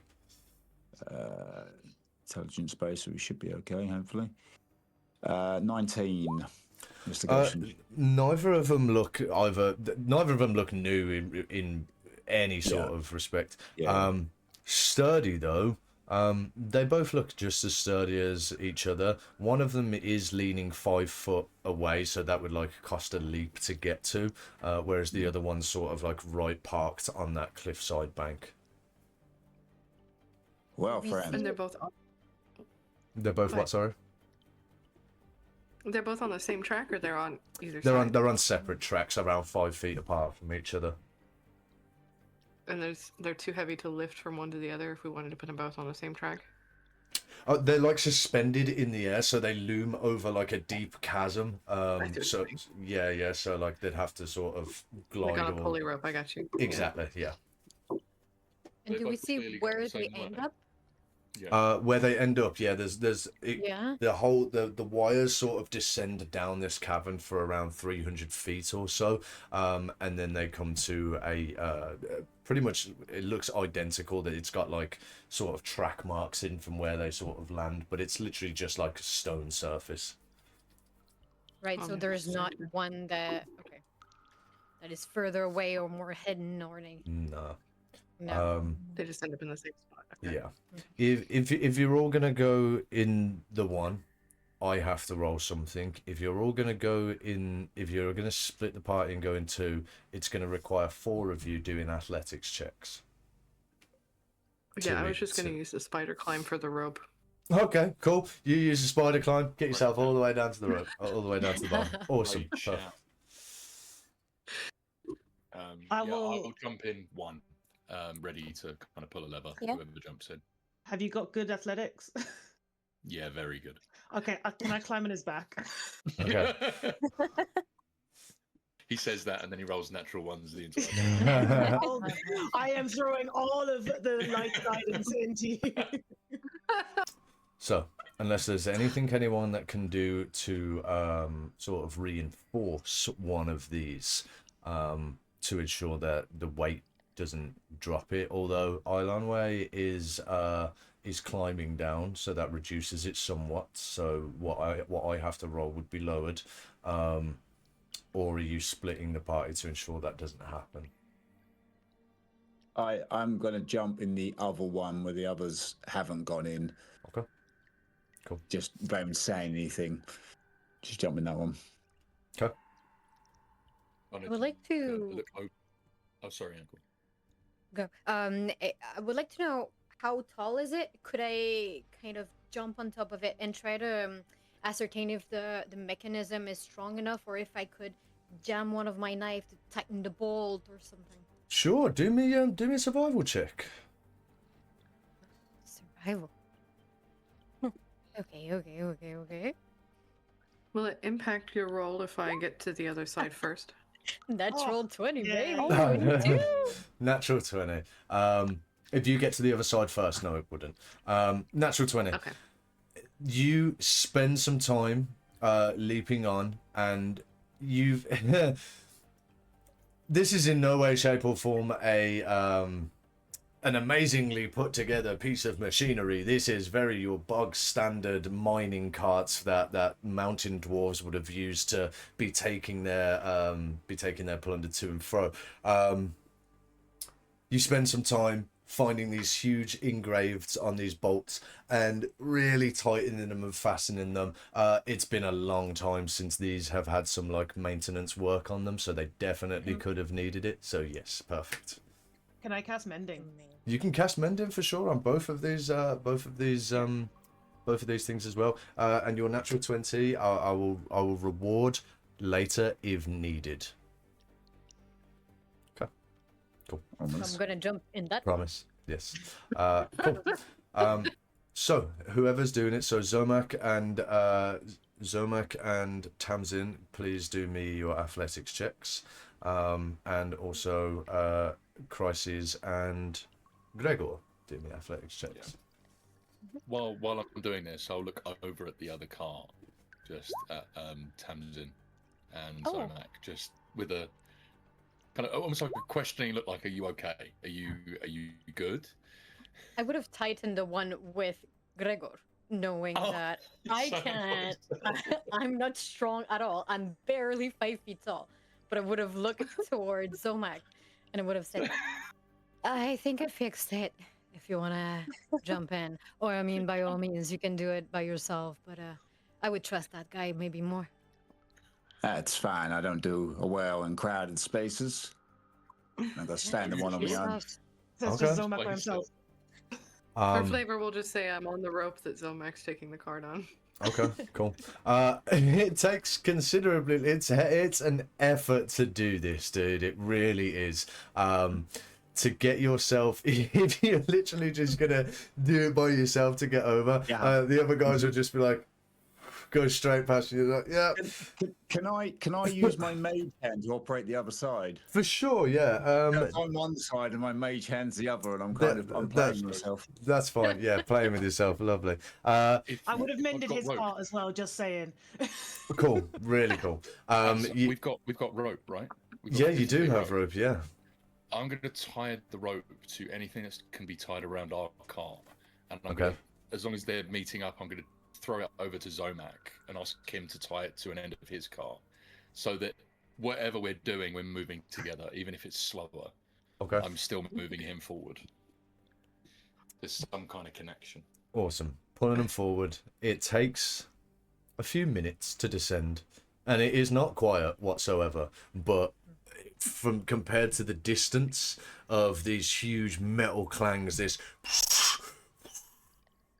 and all of these like explosions going off in the distance, you can all definitely feel that there is a pulse of anti-magical energy coming from this.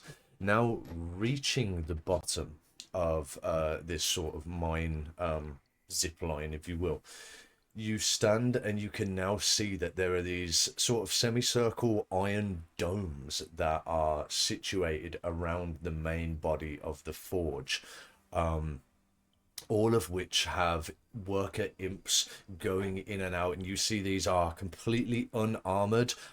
You see their wings have all been clipped, some of their fingers have been like chopped off. You see that they have like chains within their feet. These are here just simply to work. They have scorch marks and burn marks all over them, working all around this forge. And you see now from this area, these items which are being fed into this forge are magic items. You see staffs, and you see just an array of anything from like weaponry. There are like bags from adventurers and stuff.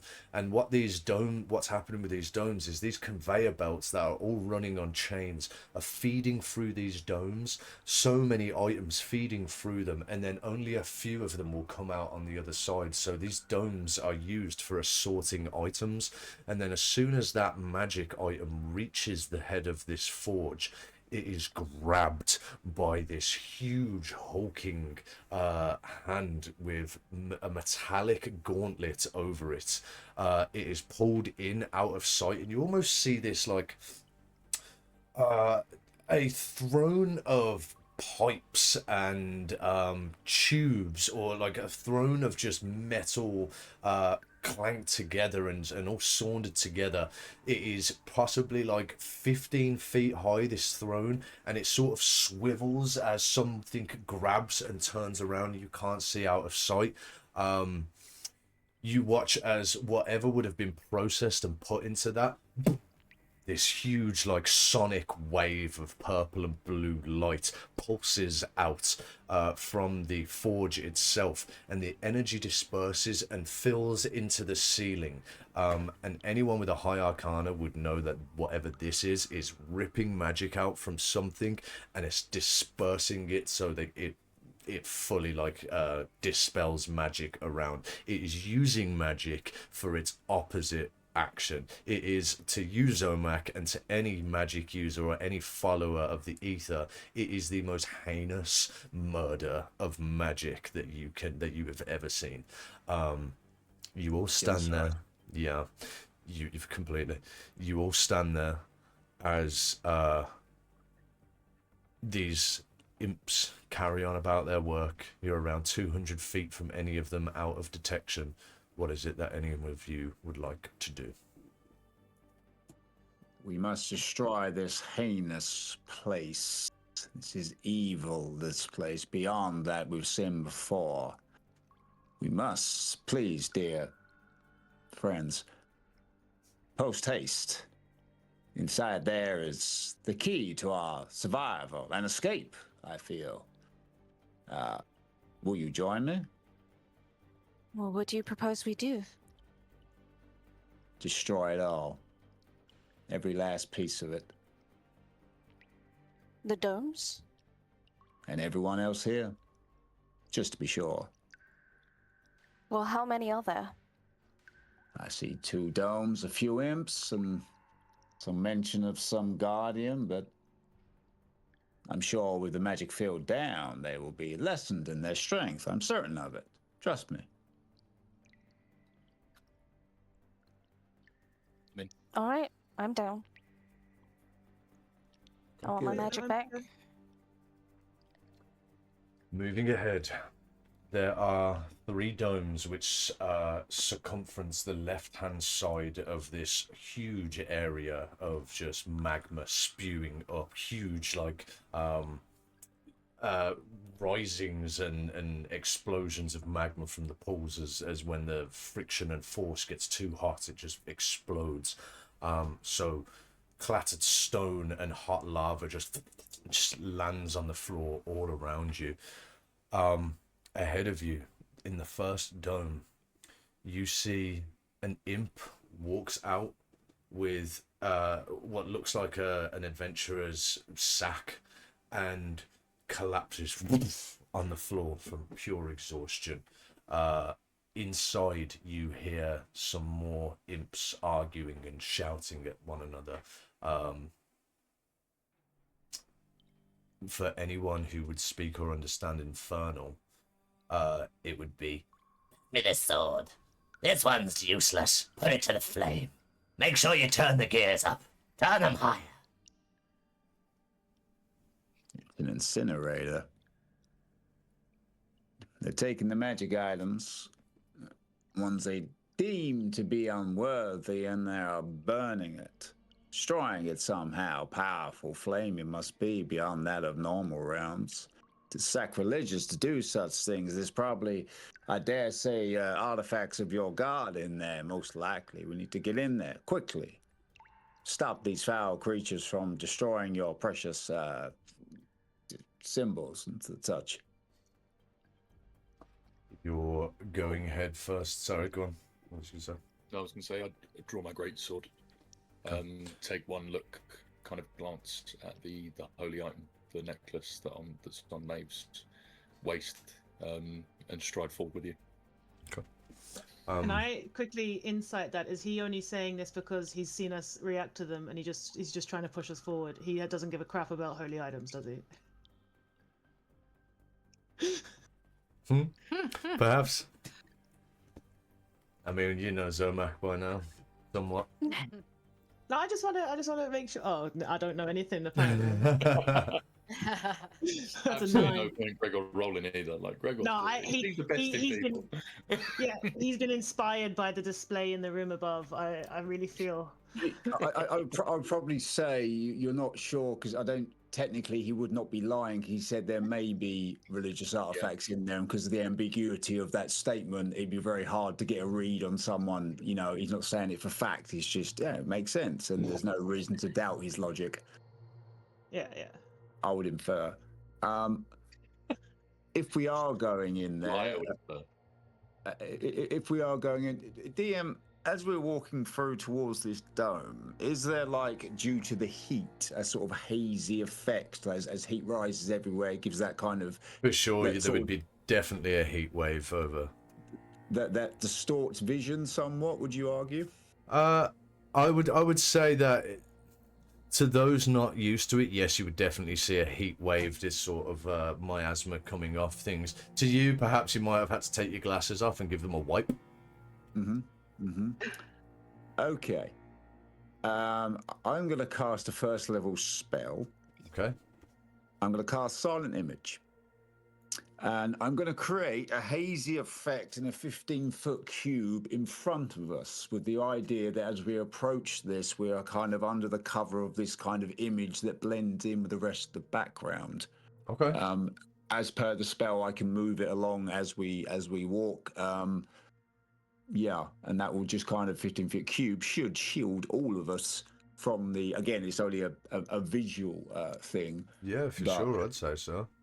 And just to make it so it's not just one of it. I'm kind of force handing a bit of a visibility spell.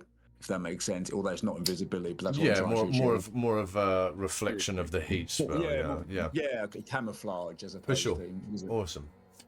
Awesome. Using that, approaching the back door of this dome, it's almost like, you know how SpongeBob's doors looks, where it's just like it's circular, it's got like big things in it. Yeah, you know what I'm We're saying? in this place and SpongeBob gets. No, you know what I mean. You know what I mean. Like, it's like an arch. That's what you know what it means. It's like that. Okay, it's an arch door with. Okay, I'll describe it. It's an arch door with large iron bolts affixed into it, and in the center there's a sort of iron turning wheel, which looks very much like a captain's ship, like in SpongeBob. Yeah, exactly. I wish I would have thought of that. Wish I would have thought of that to make it easier for you guys to understand. This door is opened inside, and you can feel like heat rushing out every few seconds or so, almost like a pulse of heat coming out. And using this as a disguise, nothing is alerted by you walking up to this door, but you do get a look in, and what you see is this. I will have to move you guys just so you can see.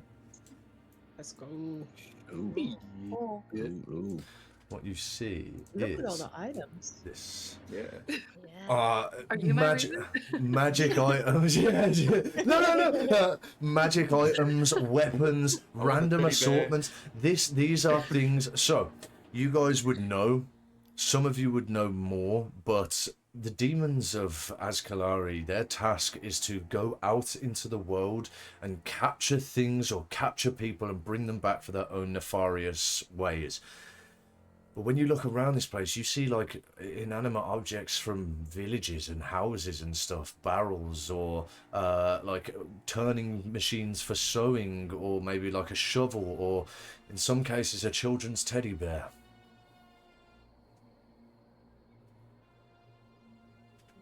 What do you want to do? Are the imps backs to us? Sorry. The imps back to you. They are literally just assorting and just moving, and you see that there is a main forge over here, and above this forge there is this sort of turning blue crystal which seems to be consistently activating the heat of this forge. You see one of the imps sort of picks up this huge like great sword and looks at it, puts it down and lets it feed through.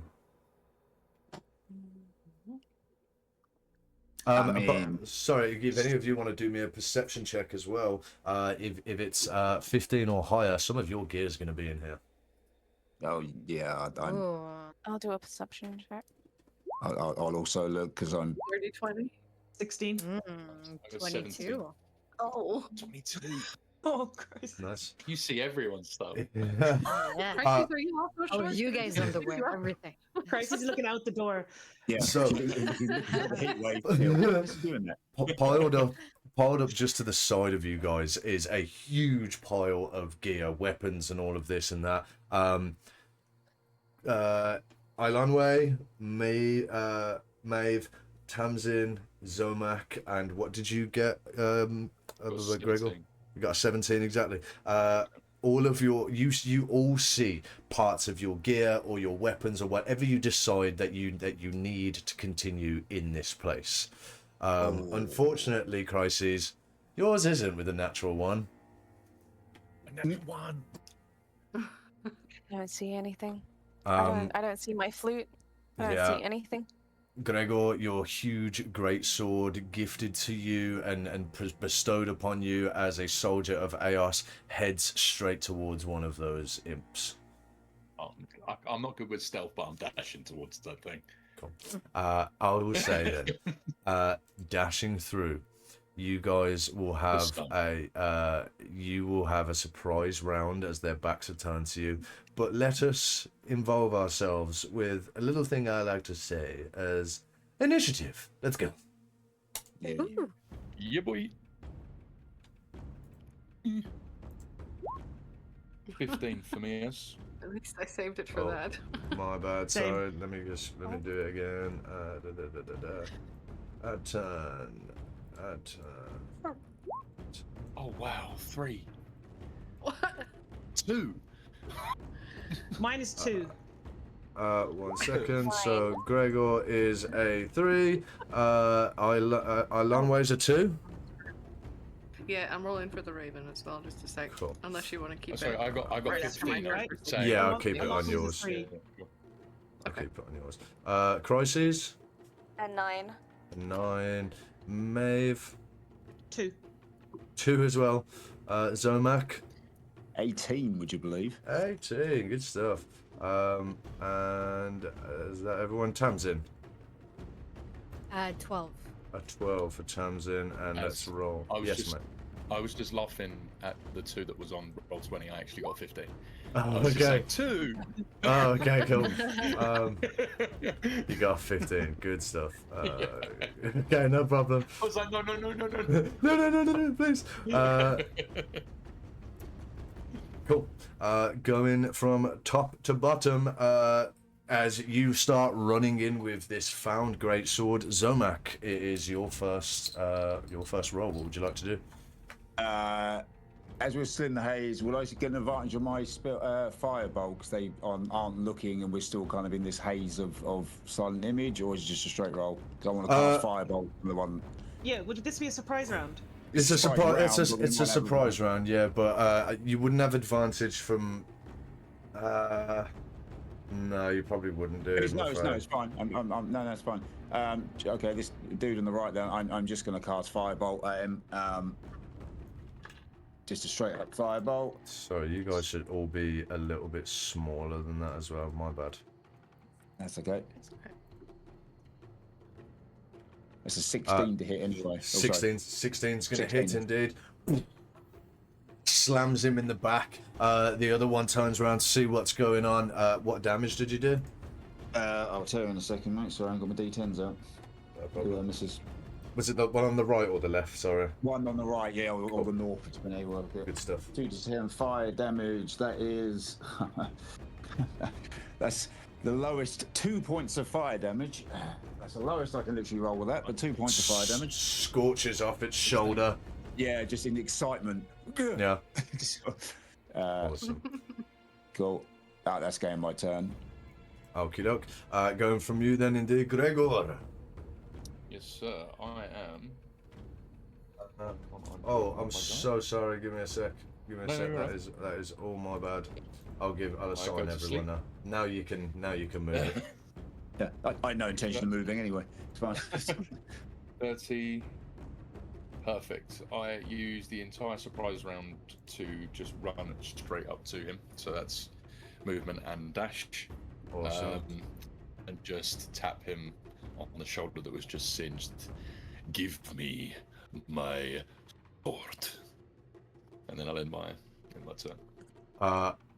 Seeing your sword in his hand, he goes and tries to stab at you with your own sword. You asked him to give you your sword. That's going to be a 9, so it completely misses. Too heavy for him. He's not whatever shape or form used to this. The other one is going to. They're both unarmed, so as this one jumps onto this conveyor belt and jumps over to this stone, and he starts like bucking it up this way and then tries to like run over here, and you see that there is an exit port of these conveyor belts that he's running for. Just an above table question. Because Yes. it was a surprise round, would we have all gotten around before he was able to do that? Do you know what? You're absolutely fucking right. It was a surprise round. I said it, so it's sticking. It's not even them on initiative. Sorry. It's no. You are perfectly right. It is completely fine. I fudged. Just trying to kill you guys. You know what I mean? Tamsin, what would you like to do? Sorry. Good looking out though. Right. Thank you. This is blocking my view, right? So what this is you'll see that there are like almost valves. It's like on a wall. So like this is a wall that like looks up. So this is just the top of the spire. So like you can still stand like here and here, but there are just like cogs and turning levers and stuff to either quicken up a conveyor belt or turn up the heat and stuff. Okay, amazing.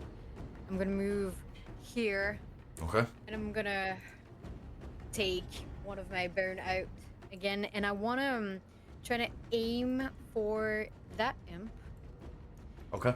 and I wanna like I don't know, like a nail him down to the ground so he cannot Okay. run away and tell Awesome. everybody that we're here. Cool. So I really want to kind of nail him down to the ground and try. And since his back is to me, I'm guessing. Oh shoot! I'm gonna roll again since I had advantage. Hold on. Mm-hmm. Oh, that's much better. 25. 25 is gonna hit. Great. So he's gonna take a little 8 plus. 8 is 8. Ooh, 9. And then is 9 not points bad. on top of that. Very good. Great. Very, very cool. Good stuff. Sending this nail pins his one arm to the side of this track as he looks down, but obviously your these things dissipate, so like he's just left with a hole in his arm, so unfortunately he's not pinned. But good stuff anyway for 17 points of damage in total. Crises, your turn. Yep. I'm going. Let me just measure. Where am I? Okay, you know what? I'm going to use the crossbow. I'm gonna aim for the one furthest away from us, so this one. Okay. Loading your infernal. What? What? Wait, one of the dice rolled an 18, and I don't know why there's 2 dice that are being rolled. That's strange. I Something's mean, I'm going happy on. to take the higher. I would very much prefer that. Okay, sure. 18. 18's gonna hit. God, I'm so Great. nice. I'm such a nice DM. That's 9 points of damage. 9 points of piercing damage. Sticks it into his shoulder. That's really cool. Is that everything from you as we move on to Ilanway? Yep, that's Cool. it from me. Ilanway and then Maeve after. I am gonna move myself about 35 feet in. And I think that's close enough to go ahead and send some starry wisps Sure. to our friend on the left. Mm-hmm. And Roll to hit for me. we'll roll that through. Oh, The not with an 8, I don't think. A natural one's not going to hit, I'm afraid. Stars dissipate, and you feel like just as you fire them out, a huge of heat just retracts from the forge that they're like feeding items into, and just clashes with the with your starry wisp. And that's it. That's everything for you. That's it Okey-doke. for now. Good stuff, Maeve. I will look at Zomac beside me, and I'll say, "Are we taking out the imps or the forge?" Use the imp to take out the forge, throw his ass into that gear there. I can't do that. And I will just run away from him, and Run away from him. Like what a fucking good you are. I'll run this way. Does that crystal look like the same kind of stuff that was going on with the braziers? Destroy it. There is definite demonic energy feeding through this crystal, and yes, it's given off the same sort of bluish lights that the fire is all around this place. Yeah. So, having seen the effect it had on the brazier, I'm going to try and cast Sacred Flame on the crystal. Okay. Casting Sacred Flame on this crystal. Can you do me a religion check? Yes, I can. Inspired by the new things they've just learned, surely. Oh, I am holier than thou. Nice. What'd you get? Nat 20. Natural for 20. 24. Holding on to this sigil on your side, this new found emblem, casting this divine energy to sink into this crystal. You watch as it clashes against the hard husk of it for a moment before pushing in, and you watch these divine saps, like almost like, dare I say it, like roots, start to sink into this crystal. You watch it starts to crack in places before the whole blue energy subtracts, so it's just almost just like a clear, dull grey glass before igniting with white light, and it just hums there. The tracks stop around, all of the fire just sucks in, and even the imps just go, what? Like, look at what just happened. Going from you, top of the round, Zomek. Unless there was anything else. I would have just said, hearing all those cars up, they might know we're here. With that, I give a little nod of approval over to them. Then I cast Toll the Dead. Can I have a wisdom saving throw from both of the imps as I get that little bell out again? For Just sure. little bell comes out. An 11 and a 2. Both of them will fail. There go. Have they both taken damage? They have. No, the one by Gregor has not. Okay, I'll do it separately then. So the one that, the one by Gregor I attacked first with the firebolt, didn't I? 2 points of damage, I think it got. Oh no, points of yeah, no, damage. it did. I'm so sorry. Yeah, I was looking at its health, going, that looks healthy, but it has taken damage. So it's 3d12. They're both going to take not quite so good this time, but it's 11 points. That's a lie. That's 13 points of necrotic damage as the two huge bells come out again, and one by that one imp and one by the other. They sort of clang together in symphony. You watch as just as this the tracks are starting to slow, the one all the way over here, he grabs his mind and he grabs his brain and starts to push his head in as he runs. You see him jump up onto here, trip, and just fall straight in the hot coals and stuff, and start to swirl around and burn, and he dies. Beautiful. Excellent. Going from you, then we have Gregor. Right, there's a choice. Do I spank him with my shit sword, or do I grab him and give him to all of you, so he doesn't run away? Smash his head into the chains. We have no use for this imp. Right, We're not playing with food.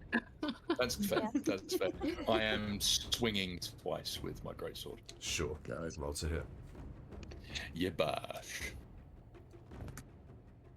That is a 17 plus That's going to hit. 6, 23. Yeah. And That'll hit. do it again. So it's 2d6 plus 3. I won't smile on this one. And that's 13 points of slashing damage to begin with. Okay, huge laceration across its chest, unarmored, just bare chest. And the second one is 18 plus 6, 24. That'll hit. Yeah, fuck it. Let's do a cheeky smile, shall we? Okay. First one. So that is 2d6. That's 2d8. Make sure he's dead. Cool. That's not bad at all. So that is 8 points. So 11 points of slashing and 14 points of radiant damage. Or 25 points of damage. How do you want to do this? Yeah. Gregor obviously taps him on the shoulder. Where is my sword? And as he goes to grab his kind of Aosian greatsword, he brings out this just piece of shit iron greatsword that's about 6 foot.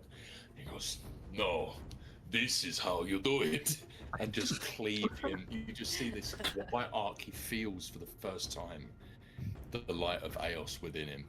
And again, he gets a flashback to the roots rescinding and that thumping heartbeat in the roots. And you just see the shit awful, blunt, barely iron, rusted greatsword go from something that wouldn't be worthy of a peasant as it arcs.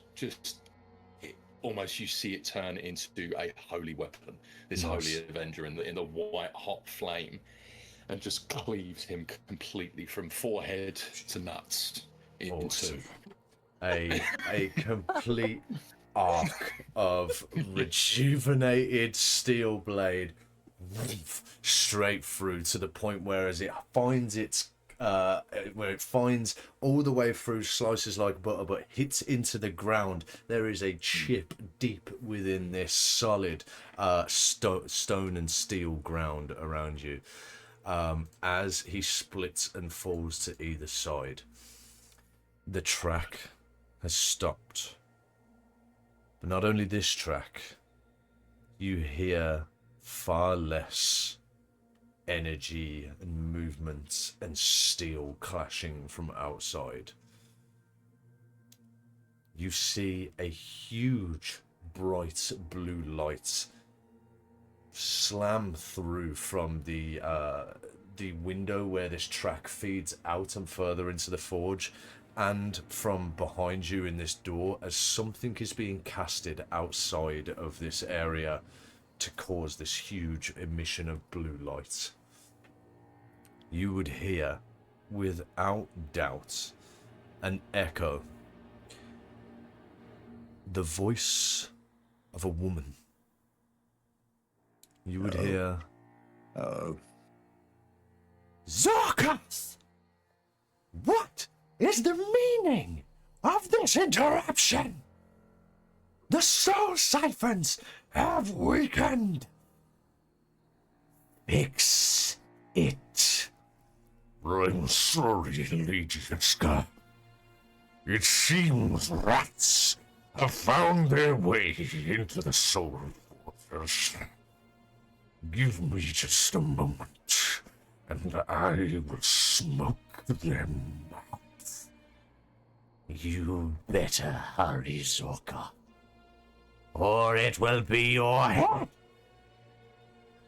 My lady, I live to serve. the blue light disappears. For a moment there is silence, and you hear the scampering and running of loads of imps. You look out, some of them even look at you, and they're just scampering away from this area. No. Why don't you show yourself, rats? It's been a while since I've had to exercise. Come, show your faces. I assume it's your belongings you want. Find them. Face your doom. And that's where we're going to end today's session. Ah. Guys, I appreciate you all so much. Fantastic playing as always. That was really cool. I love that session. Some beautiful moments, unlocking some really cool lore with our characters, and then unlocking some of their background and their traits and things that they, who they are, and what they might become will unfold as we go through. But we will leave them in the safe little steel dome that they're in to gear up and get their items back, if they are indeed surrounding them. And yeah, join us next time to see what happens on the escape from Az'ketral prison. Bye for now.